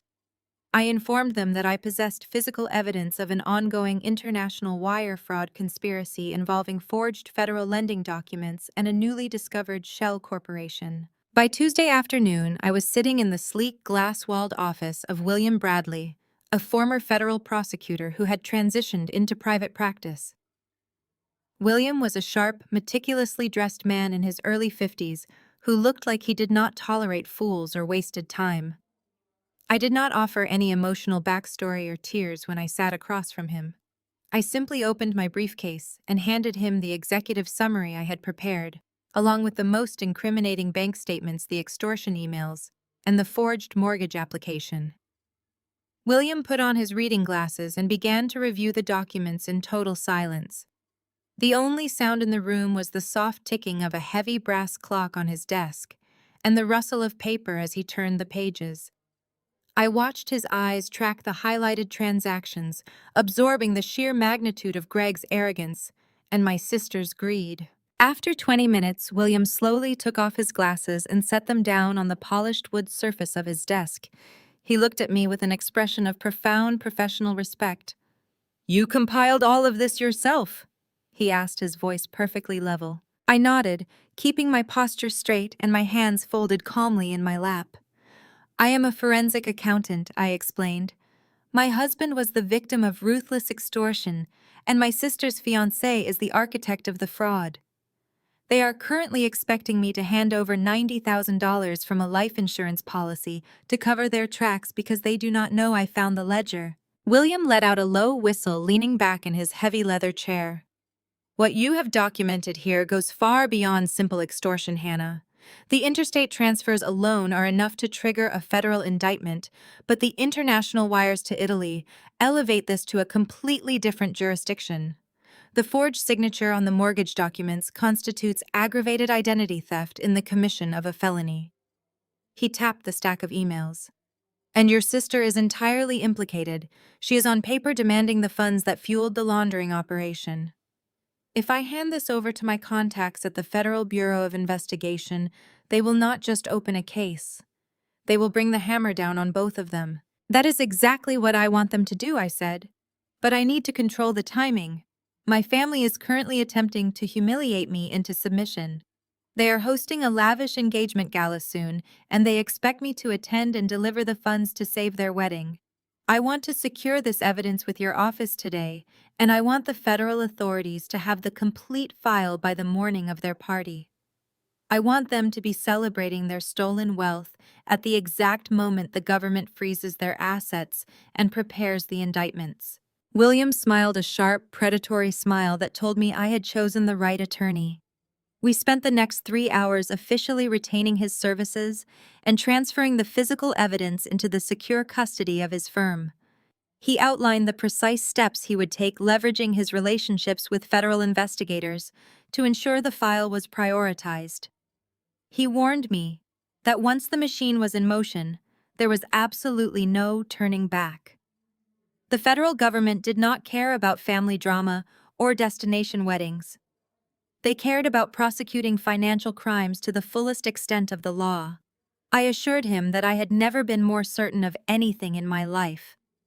I walked out of his office feeling untouchable, ready to face the family that had tried to destroy me. The cold city wind whipped through the downtown streets, but I barely registered the dropping temperature as I made my way to the parking garage. For the first time since David passed away, my mind felt completely uncluttered. The chaotic fog of grief had been replaced by a singular sharp focus. I drove back to the suburbs with the radio turned off, sitting in the profound silence of my own resolve. When I pulled into my driveway, the late afternoon sun was already casting long, dark shadows across the frost-covered lawn. I walked up to the front porch and noticed the mailbox was stuffed full. I gathered the thick stack of envelopes, sorting through them mechanically as I stepped inside the quiet house. Mixed among the standard bills and sympathy cards was a heavy, oversized envelope made of thick, cream-colored cardstock. It felt dense and expensive in my hands. The calligraphy on the front was done in shimmering gold ink, spelling out my name with flourishing, elegant loops. I carried the mail into the kitchen and set everything else on the granite counter, keeping only the heavy cream envelope. I slid my thumbnail under the sealed flap, tearing the thick paper open. Inside was an invitation that looked like it belonged in a bridal magazine. The edges were deeply embossed with gold foil, catching the kitchen lights as I tilted it. The text announced a spectacular pre-wedding engagement gala, honoring Vanessa and Greg, to be held at the Oak Brook Country Club. It was one of the most exclusive venues in the entire Chicago metropolitan area. The date on the invitation was for this coming Saturday night. My eyes scanned the flowing script detailing the champagne reception, the 4-course seated dinner, and the live jazz orchestra. I stared at the gold lettering, feeling a surge of absolute disgust. They were throwing a lavish party to celebrate themselves while my husband was barely cold in the ground. The sheer audacity of the gala was breathtaking. As a forensic accountant, I knew exactly how much an event like this at Oak Brook would cost. The deposit alone would require tens of thousands of dollars, and I knew precisely where that money had come from. This extravagant party was being funded by the absolute last remnants of the cash Greg had extorted from David before the offshore accounts dried up. They were burning through the final drops of their stolen wealth to show off for their wealthy friends and my parents' social circle. They were toasting their future with vintage champagne paid for by a man who had died under the crushing weight of their relentless blackmail. The gold foil on the card felt dirty against my skin. I tossed the invitation onto the kitchen island, watching it slide across the smooth surface. They were hosting a party to cement their perfect social image, completely unaware that the foundation of their lives was rigged with explosives.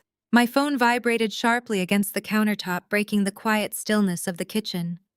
I looked down at the illuminated screen. It was a text message from my mother. I unlocked the device and opened the message string. Patricia did not bother with any pleasantries or inquiries about my well-being. Her text was cold, direct, and dripping with the arrogant entitlement that defined our entire relationship. She wrote, "You are expected to attend the gala on Saturday night and hand over the check.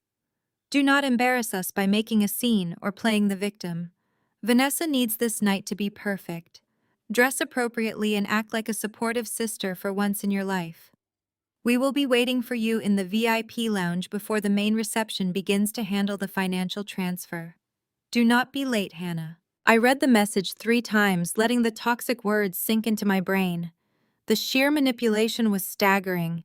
My mother was treating the disbursement of a $90,000 life insurance policy like it was a mandatory cover charge for entry into my sister's engagement party. They had completely abandoned any pretense of honoring David's memory. They were simply demanding their payout, utilizing a high society event as leverage to force my compliance. They assumed that the pressure of the country club environment, surrounded by prominent guests, would prevent me from causing a disturbance. They believed that I would obediently walk into their private VIP room, hand over a check to save face, and silently endure their condescension, just as I had done my entire life. They truly thought they still held all the power. I set the phone down next to the gold-embossed invitation and let out a long, slow breath. They wanted me to attend the gala. They wanted me to walk into their exclusive country club and hand over a piece of paper that would permanently alter their futures. I decided right then and there that I was going to give them exactly what they asked for. I was going to attend Vanessa and Greg's engagement celebration. But the piece of paper I planned to hand over in that VIP room was not going to be a bank check. It was going to be a complete itemized record of their federal crimes. I picked up my phone and opened my calendar, confirming the timeline I had established with William Bradley earlier. The federal machine was already humming to life. The indictments were being prepared. The asset freezes were being scheduled. The timing could not have been more poetic. The trap was perfectly set, and my family was actively demanding that I walk right into it. Over the next 3 days, I meticulously prepared for the confrontation. I printed crisp copies of the most damning documents from my forensic audit. I organized the fake mortgage application, the extortion emails, the shell company records, and the handwritten ledger into a thick red legal binder. I tabbed every section with neat, clear labels, ensuring that the narrative of their fraud was impossible to deny. I treated the compilation like a master thesis in criminal accounting. This binder was my masterpiece, the culmination of my professional expertise and my personal vengeance. I packed the red binder into a sleek leather tote bag, leaving it resting by the front door. Next, I turned my attention to my physical presentation. My mother had specifically commanded me to dress appropriately and not embarrass them. For the past 2 weeks, I had been drowning in oversized sweaters and dark morning clothes. That persona was dead. I went upstairs to my master bedroom and opened the walk-in closet. I bypassed the somber funeral dresses and reached for a stunning tailored emerald green gown that David had bought for me last year. It was elegant, sharp, and commanded attention. It was not the dress of a weeping widow. It was the armor of a woman who was entirely in control. I pulled out my favorite heels and laid them at the foot of the bed. If Patricia wanted me to look the part of a supportive sister tonight, I was going to exceed her expectations. As Saturday slowly approached, a deep calm washed over me. I no longer felt the erratic spikes of grief or the suffocating panic of betrayal. The anxiety that had plagued my nights was completely gone. I slept soundly, waking up each morning with a clear mind and a very steady heart. Saturday evening arrived with a biting chill that swept off the lake, but I barely felt the cold as I pulled my car into the winding driveway of the Oak Brook Country Club. The imposing wrought iron gates swung open to reveal a sprawling estate bathed in warm golden light. Ancient oak trees lined the immaculate path, guiding me toward the grand entrance where a line of luxury vehicles was already queuing for the valet. I sat in the driver's seat for just a moment, watching the wealthy guests step out into the frosty air, wrapping themselves in expensive furs and tailored overcoats. This was the pinnacle of Chicago's suburban high society. It was exactly the kind of audience my parents lived to impress, and the exact environment they assumed would keep me compliant. I pulled forward and shifted the car into park. A young valet in a crisp uniform hurried over to open my door. I stepped out onto the cobblestone driveway, smoothing the heavy silk of my emerald green gown. I had spent the afternoon ensuring every detail of my appearance was absolutely flawless. My hair was swept up into an elegant twist, and my makeup was sharp and precise, completely masking any lingering traces of the exhausted, grieving widow they expected to see. I reached into the passenger seat and grabbed my sleek leather tote bag, feeling the solid, reassuring weight of the red legal binder hidden inside. I handed the keys to the valet and walked up the grand stone steps, my heels clicking rhythmically against the pavement. My posture was perfectly straight. My chin was held high. I was not walking into an ambush. I was walking into an execution. The heavy oak doors were pulled open by two club attendants, and the wave of warm air that greeted me was thick with the scent of expensive perfume and fresh lilies. The sounds of a live jazz orchestra spilled out from the main ballroom, drifting down the marble hallways. I checked my coat at the cloakroom and stepped into the main foyer. The display of stolen wealth was truly breathtaking. A massive ice sculpture carved into the shape of two interlocking swans dominated the center of the room, surrounded by a mountain of imported caviar and fresh seafood. Waiters in white gloves circulated through the growing crowd, carrying silver trays lined with crystal flutes of vintage champagne. I recognized the label on the bottles immediately. It was the exact same vintage I had seen stacked to the ceiling in the hidden warehouse. Every single sip taken in this room was paid for with my husband's extorted money. I did not even have the chance to reach for a glass before a hand clamped down hard on my bare shoulder. I turned slowly and found my mother standing there. Patricia was wearing a heavily beaded silver gown that looked like it cost more than most people's cars. She had a wide, brilliant smile plastered across her face for the benefit of the surrounding guests, but her eyes were cold and furious as they locked onto mine. "You are late," Patricia hissed, keeping her teeth clenched together so her smile would not falter. "I told you we were doing this before the main reception began. And what on earth are you wearing?" "I told you to dress appropriately, not to show up looking like you are trying to upstage the bride."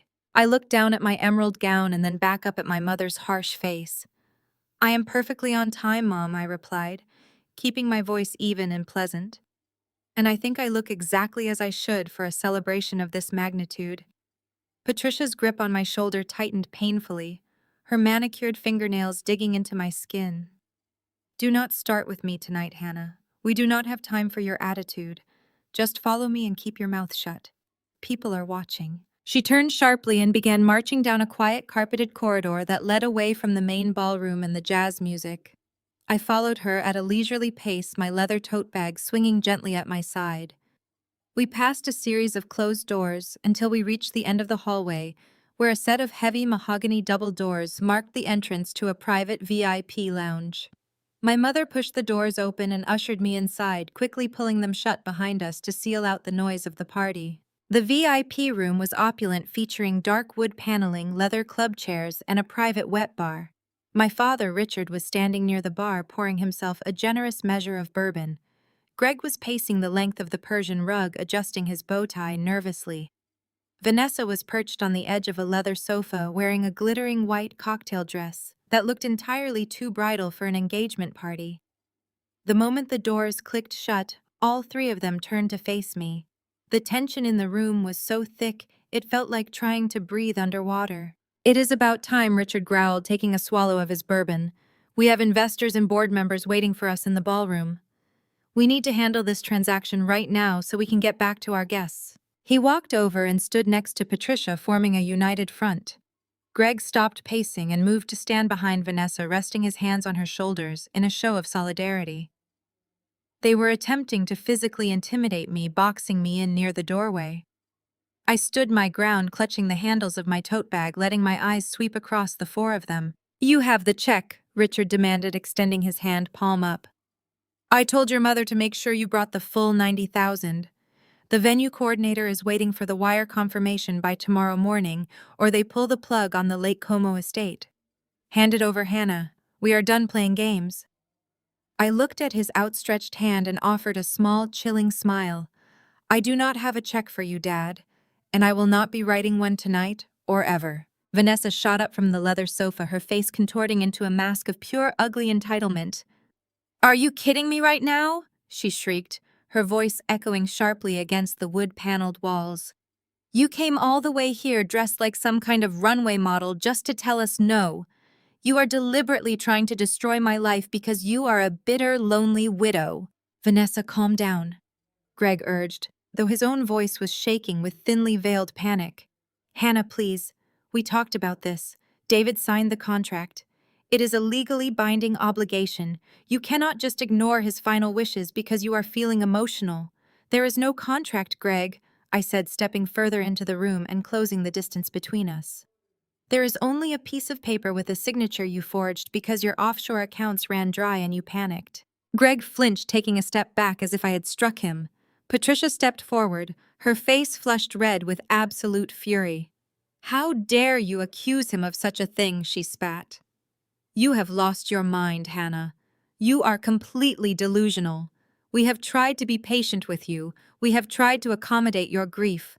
But this stops tonight. You are going to open that bag, pull out your checkbook, and write the check." Vanessa pushed past Greg, crossing her arms over her chest as she glared at me with absolute contempt. "Just give it to us, Hannah." She sneered, her upper lip curling in disgust. "Look at yourself. You are completely alone. David is gone. You do not need that massive house, and you certainly do not need all that insurance money to sit around and be miserable. Let the people with actual futures have it. Greg and I have a life to build. We have a family to start. We are the ones who actually need the money to move forward. You are just a dead end. Hand over the money and go back to your empty house where you belong." The sheer cruelty of her words hung in the air, heavy and toxic. She truly believed that my life had ended the day my husband died. She believed that because I was now a widow, my resources, my home, and my future were forfeit, ready to be cannibalized to fund her extravagant dreams. My father nodded in agreement, swirling the remaining bourbon in his glass.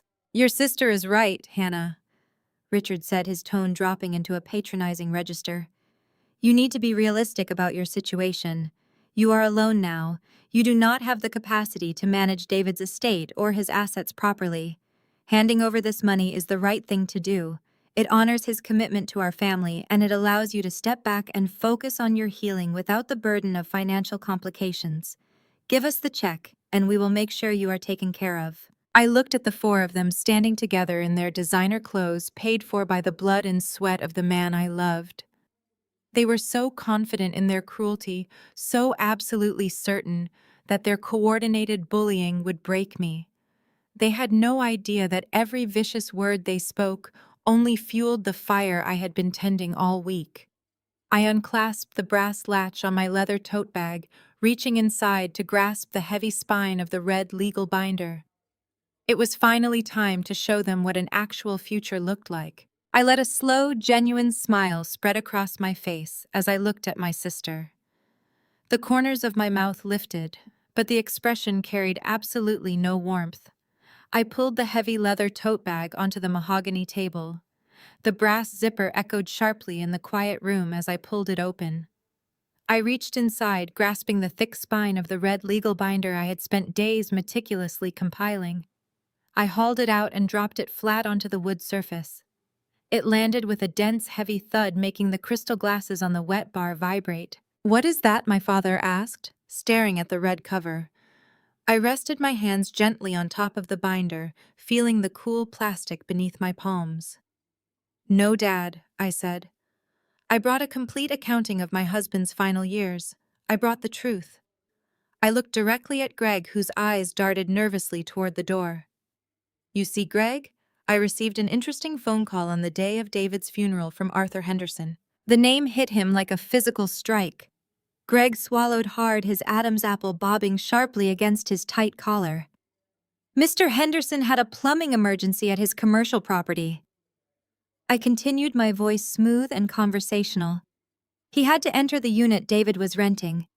He was very concerned about the water damage to the imported vintage champagne, the custom Italian furniture, and the racks of designer bridesmaid dresses. Vanessa's jaw literally dropped. She stumbled backwards, sinking onto the leather sofa as if her legs could no longer support her weight. You went there, she whispered, the color draining from her cheeks until she looked like a ghost in her glittering white dress. I did, I confirmed. I stood in that massive climate-controlled storage unit, and I looked at the millions of dollars of merchandise my husband secretly purchased for your wedding. I saw the crystal favors with your initials. I saw the custom bridal gown you planned to wear. Patricia stepped forward, her defensive instincts flaring.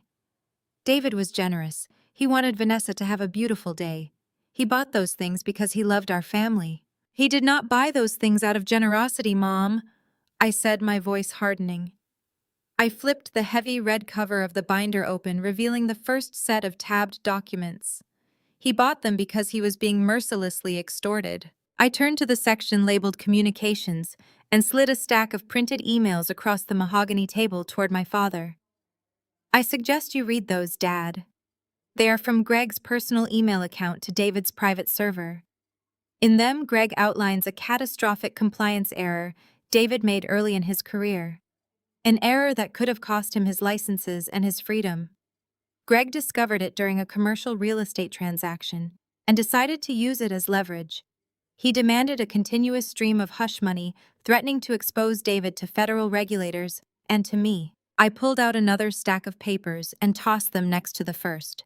And here are the text messages from Vanessa, my own sister, actively participating in the blackmail.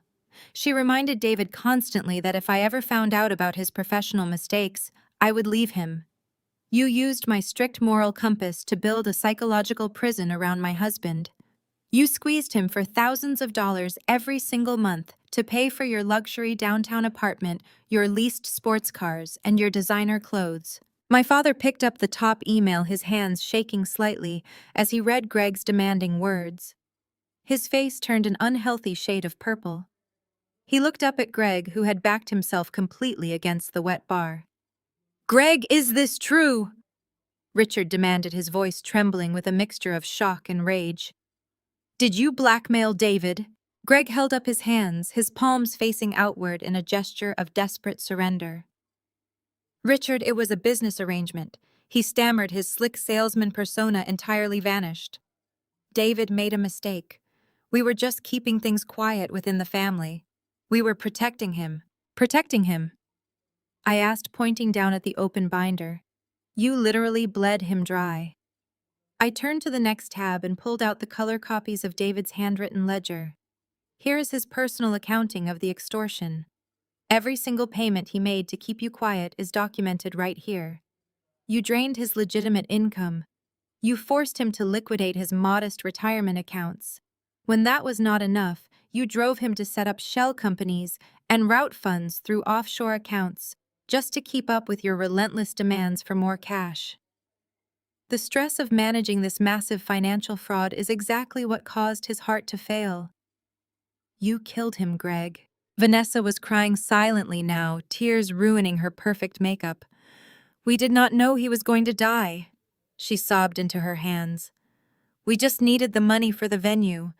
We were going to stop after the wedding. I promised Hannah we were going to leave him alone.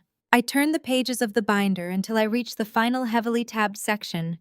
You were not going to stop, Vanessa, because the offshore accounts were already empty. The extortion money was gone and you still owed $90,000 to the Italian vendors, so you forced him to commit federal fraud. I pulled out the thick packet of bank documents featuring the canceled loan application. I dropped it directly in front of Greg. He stared at it as if it were a venomous snake. His breathing became shallow and rapid sweat beading along his forehead and soaking into the crisp collar of his expensive dress shirt. I spent the last few days conducting a complete forensic audit of this transaction. I explained, my voice echoing coldly in the silent room.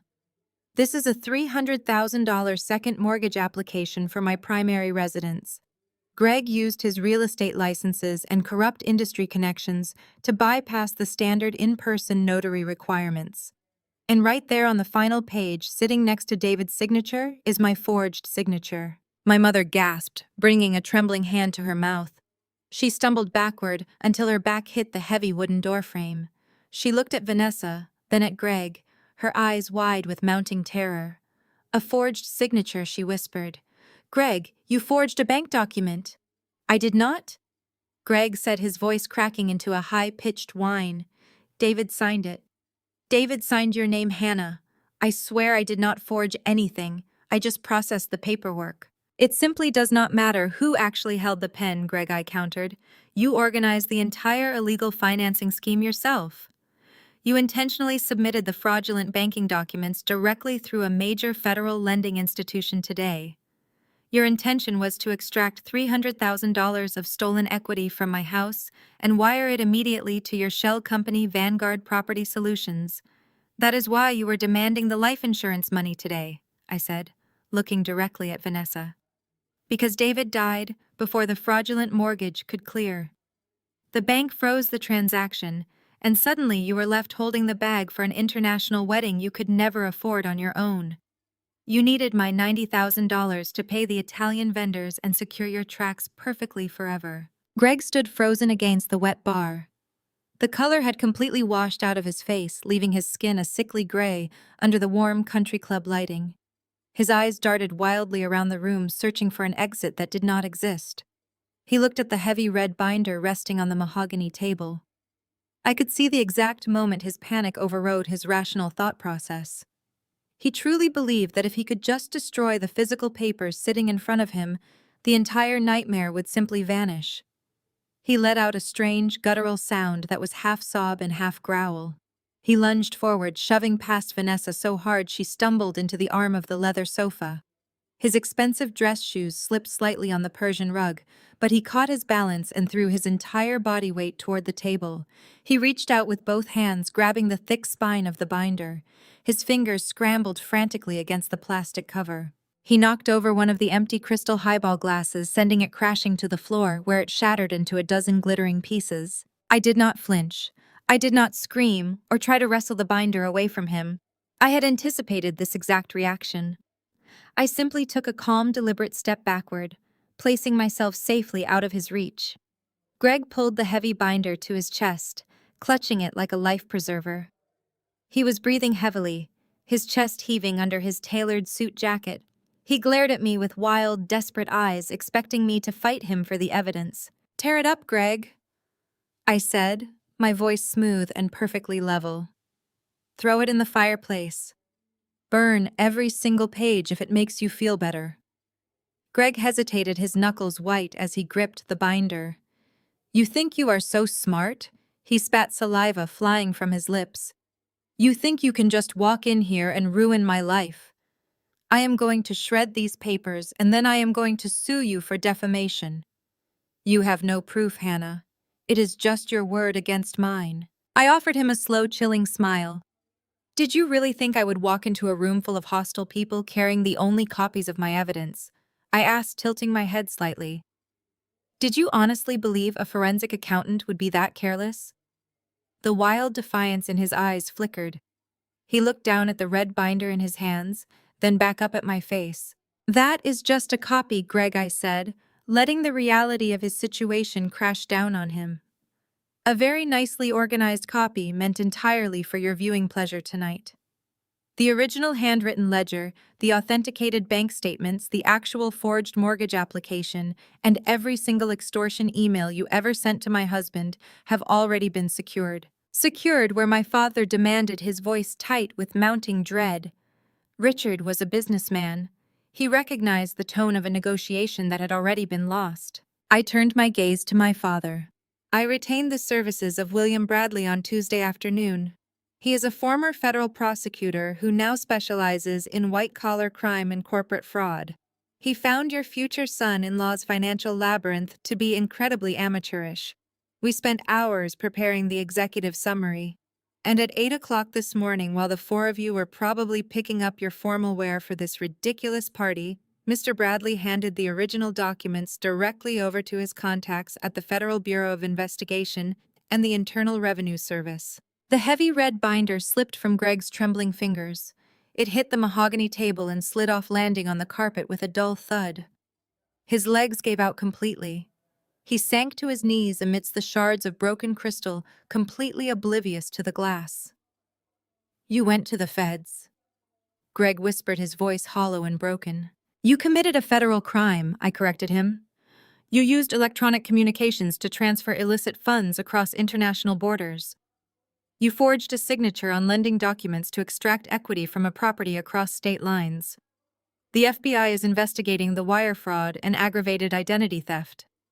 The IRS is investigating the offshore accounts and the massive tax evasion stemming from your shell company Vanguard Property Solutions. They are pulling your bank records right now, Greg. By Monday morning, every single asset you possess will be frozen by the federal government." The absolute finality of my words drained whatever color was left in the room. The silence that followed was heavy and suffocating, broken only by the sound of Greg taking ragged, shallow breaths on the floor. Richard staggered backward, leaning heavily against the wet bar for physical support. The arrogant, demanding patriarch who had tried to bully me into signing away my life insurance just moments ago was gone. In his place stood a terrified old man facing the complete destruction of his family's reputation. "You cannot do this to us!" Vanessa shrieked, finding her voice again. She jumped up from the sofa, pointing a shaking finger at me. "I did not know anything about mortgage fraud. I did not know what Greg was doing. You cannot let them send me to prison, Hannah. I am your sister." I turned to face her, feeling absolutely no pity for the woman crying in the white cocktail dress. "Do not play the victim now, Vanessa. It is far too late for that. You were copied on every single extortion email. You sent text messages demanding the hush money. You directly benefited from the proceeds of the wire fraud by living in that luxury apartment and driving that leased sports car. You actively participated in a federal criminal enterprise. Ignorance is not a defense when you helped build the trap that killed my husband. Please, Hannah." My father begged, taking a step forward with his hands raised pleadingly. "There has to be a way to stop this. We can hire lawyers. We can pay you back. Every single cent David spent on them, I swear it. I will drain my own retirement accounts to make you whole. Just call Mr. Bradley and tell him you made a mistake. Tell him to pull the files back." "You cannot unring a bell, Dad," I said, my voice devoid of any warmth. "The federal government does not drop a multi-million-dollar fraud and money laundering investigation just because the victim's father offers to write a check. The machine is already moving. There are no negotiations. There are no secret family deals. This is entirely out of my hands now." Patricia let out a loud, dramatic sob, pressing both hands to her cheeks. Her perfect silver-beaded gown suddenly looked ridiculous in the context of the impending federal indictments. "My friends," she wailed, her voice trembling with the pure horror of social ruin. "The country club board members are sitting out there in the ballroom right now. What are they going to say when the FBI raids our home? Our reputation will be completely destroyed. We will be ruined in this city." I stared at my mother, marveling at the fact that even in the face of her daughter's impending criminal prosecution, her primary concern was still her status at the country club. She did not care about the agony David had endured. She did not care about the home they had tried to steal from me. She only cared about the gossip that would circulate at her next charity luncheon. I walked slowly toward the heavy mahogany doors, preparing to leave them in the nightmare they had constructed for themselves. I paused with my hand resting on the cool brass door handle and turned back to look at Patricia one last time. "You stood in my kitchen on the day I buried my husband," I said, keeping my tone perfectly measured so she would hear every single syllable. "You looked at a grieving widow, and you told me that I was a jealous, vindictive girl who was trying to ruin Vanessa's happy ending. You commanded me to stop wallowing and be useful for once." Patricia squeezed her eyes shut, tears finally ruining her flawless makeup. She shook her head desperately, wanting me to stop speaking. "Well, Mom," I said, delivering the final devastating blow. "I took your advice. I was incredibly useful. I just saved myself from going down with your favorite daughter's sinking ship. Enjoy your engagement gala. It is going to be the last party any of you attend for a very long time." I pressed down on this brass handle and pulled the heavy doors open. The bright, warm light from the hallway spilled into the dark VIP room, illuminating the absolute devastation I was leaving behind. Greg was still weeping silently on the floor, surrounded by broken glass. Vanessa had collapsed back onto the sofa, burying her face in her hands. Richard and Patricia stood frozen, completely paralyzed by the reality of their impending public destruction. I stepped out into the carpeted corridor and let the heavy mahogany doors click firmly shut behind me, sealing them inside their tomb. The lively jazz music from the main ballroom washed over me, lifting my spirits instantly. I walked back down the hallway, my emerald green gown swishing elegantly around my ankles. My posture was straight, and my heart was light. I retrieved my coat from the cloakroom, smiling warmly at the attendant, and stepped out into the freezing Chicago night air. The valet brought my car around quickly. I tipped him generously, sliding into the driver's seat and turning the heater on high. As I drove away from the Oakbrook Country Club, leaving the gates and the luxury vehicles behind me, I took a deep breath of the crisp winter air. The battle was over. The truth was secure. And for the first time since David's heart had stopped beating, I finally felt entirely free. 6 months passed since that freezing winter night. The sequence of events that followed my departure from the country club unfolded with a swift and brutal efficiency that only the federal government could achieve. William Bradley had not exaggerated the severity of the response. That following Monday morning, while my family was likely still nursing their hangovers of dread, the Federal Bureau of Investigation coordinated a simultaneous and overwhelming raid. Agents descended on Greg's real estate office, his luxury downtown apartment, and the climate-controlled warehouse in the industrial park. I was told later by William that Greg actually fainted when the armed agents handed him the federal search warrant right in the middle of his real estate brokerage floor. The raid on the warehouse took an entire day to process. Federal investigators hauled out every single bottle of imported champagne, every piece of custom Italian furniture, and every designer bridesmaid dress, placing them into large plastic evidence bags. The very items that were supposed to symbolize my sister's perfect high society life were now physical exhibits in a massive federal fraud case, carefully cataloged and stored in a government evidence locker. The sheer volume of physical and digital evidence I had provided left Greg with absolutely no room to maneuver in the legal system. The United States Attorney's Office moved forward with a devastating list of charges. Greg was formally indicted on multiple counts of federal wire fraud, aggravated identity theft, and international money laundering. His defense attorney attempted to negotiate a plea deal, hoping to secure a lighter sentence, but the federal prosecutors had no appetite for leniency. The forged mortgage application, complete with the digital footprint tracing directly back to his personal office computer, was the final nail in his coffin. During his detention hearing, the judge deemed him a severe flight risk due to his established history of moving large sums of money across international borders. Bail was outright denied. He was currently sitting in a federal holding facility awaiting trial, stripped of his tailored designer suits and his leased sports cars.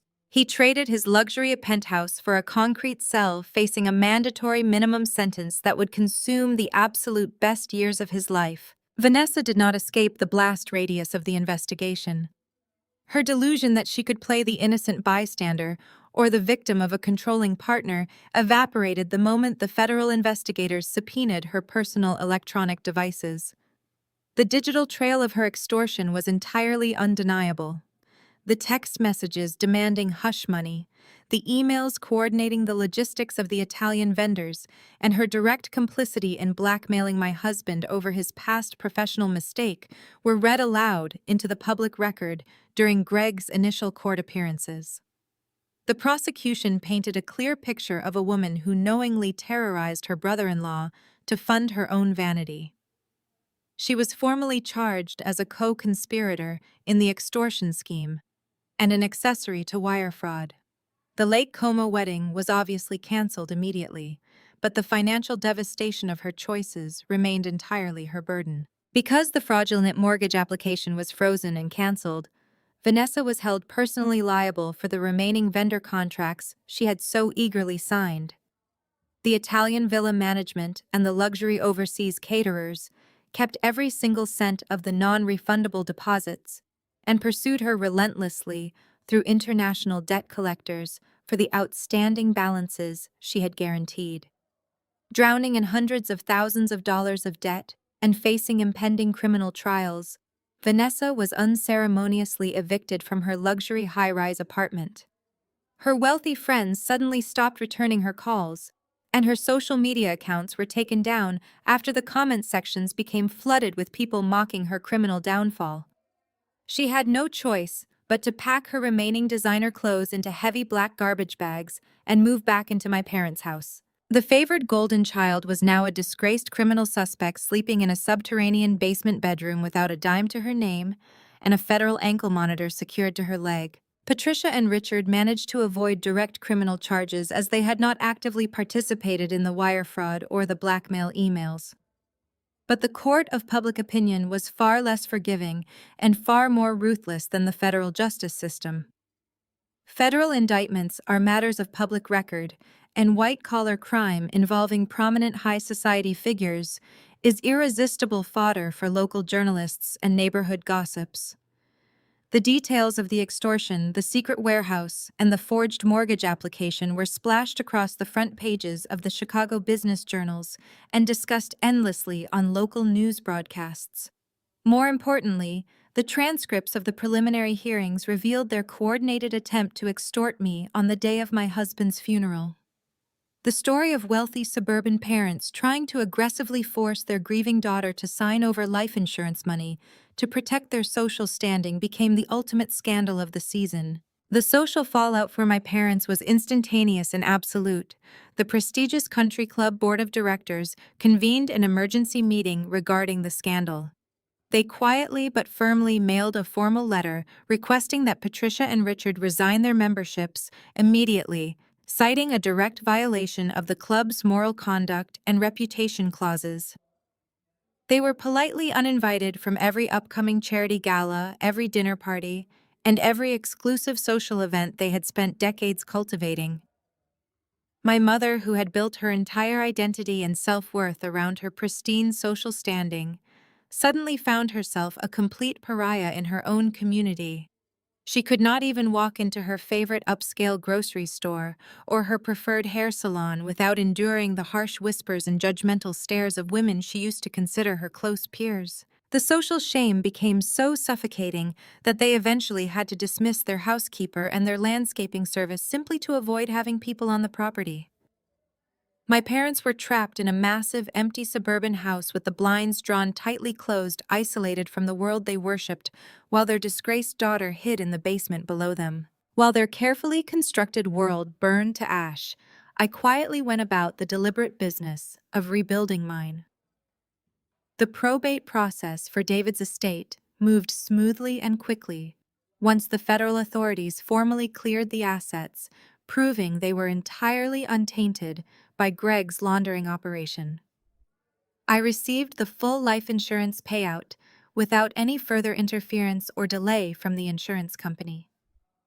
With my financial foundation fully secured, I made the heavy but necessary decision to sell the large house in the suburbs. It was a beautiful home with a lovely garden, but it held entirely too many ghosts for me to stay. It was the place where David had suffered in silence under the crushing weight of their blackmail, and it was the place where my family had shown me their true monstrous faces on the darkest day of my life.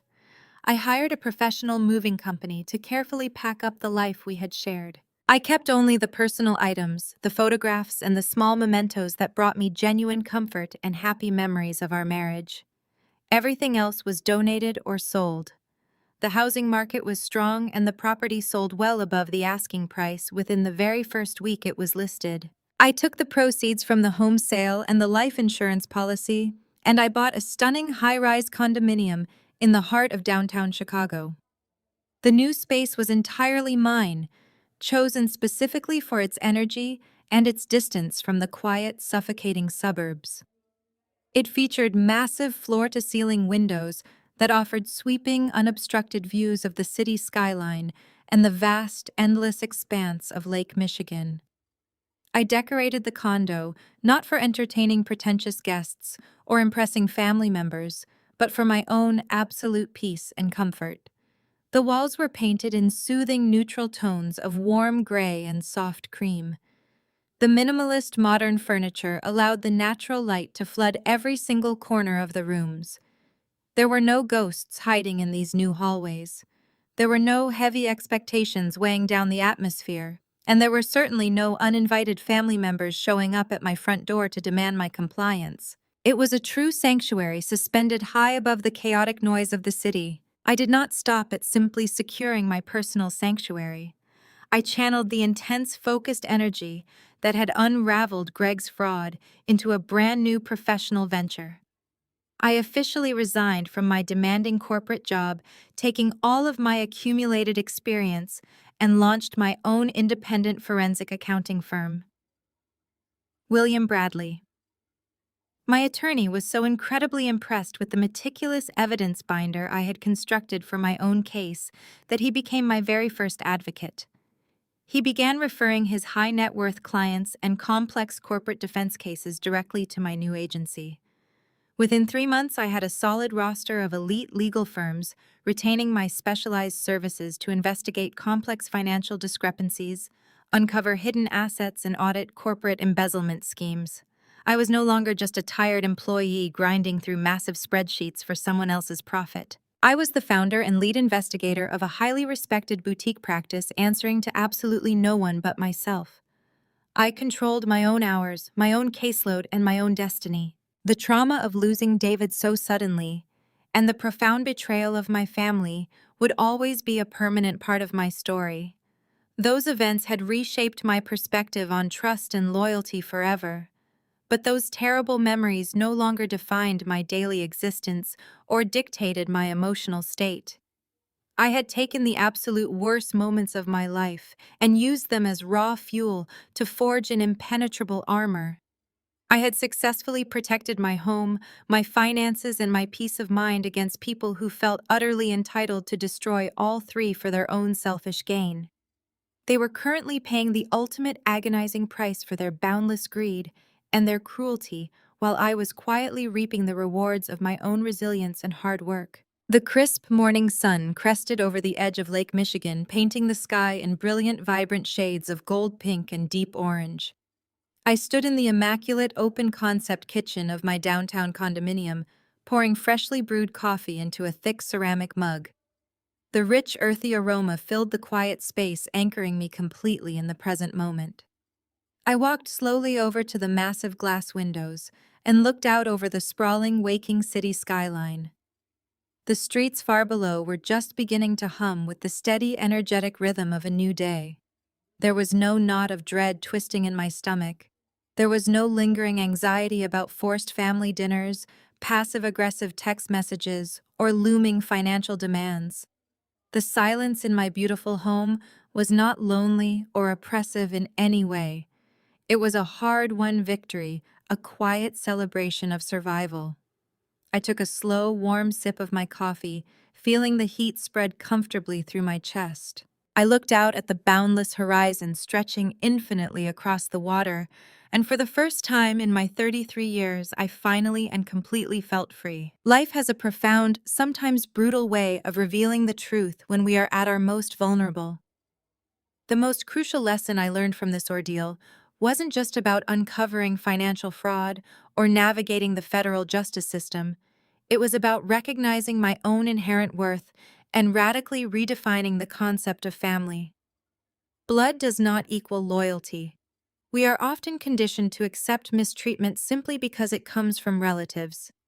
But sharing DNA does not grant anyone a free pass to exploit, manipulate, or belittle you. True family protects you during your darkest hours. They do not view your grief as a convenient opportunity for their own selfish gain. Boundaries are acts of self-preservation, not cruelty. Walking away from toxic people is not a failure. Setting firm, unbreakable boundaries is the ultimate form of self-respect. When people consistently show you their true character, believe them. You have every right to walk away from a table where respect is no longer being served. Your ultimate power lies in your independence. When the foundation of your life crumbles, you are presented with a rare, albeit painful opportunity to rebuild it entirely on your own terms. The strength you need to survive is already inside you, waiting to be unleashed. You do not need the validation of abusers to forge a successful, peaceful life. The journey from betrayal to freedom is devastating, but it teaches you that you are your own greatest protector. Have you ever had to draw a hard line and protect your peace from toxic family members? How did you find the courage to finally walk away? Share your story in the comments below. If my journey resonated with you, please hit that like button and subscribe for more stories about reclaiming your power and building a life on your own terms. Remember, your peace of mind is priceless. Never let anyone guilt you into giving it away.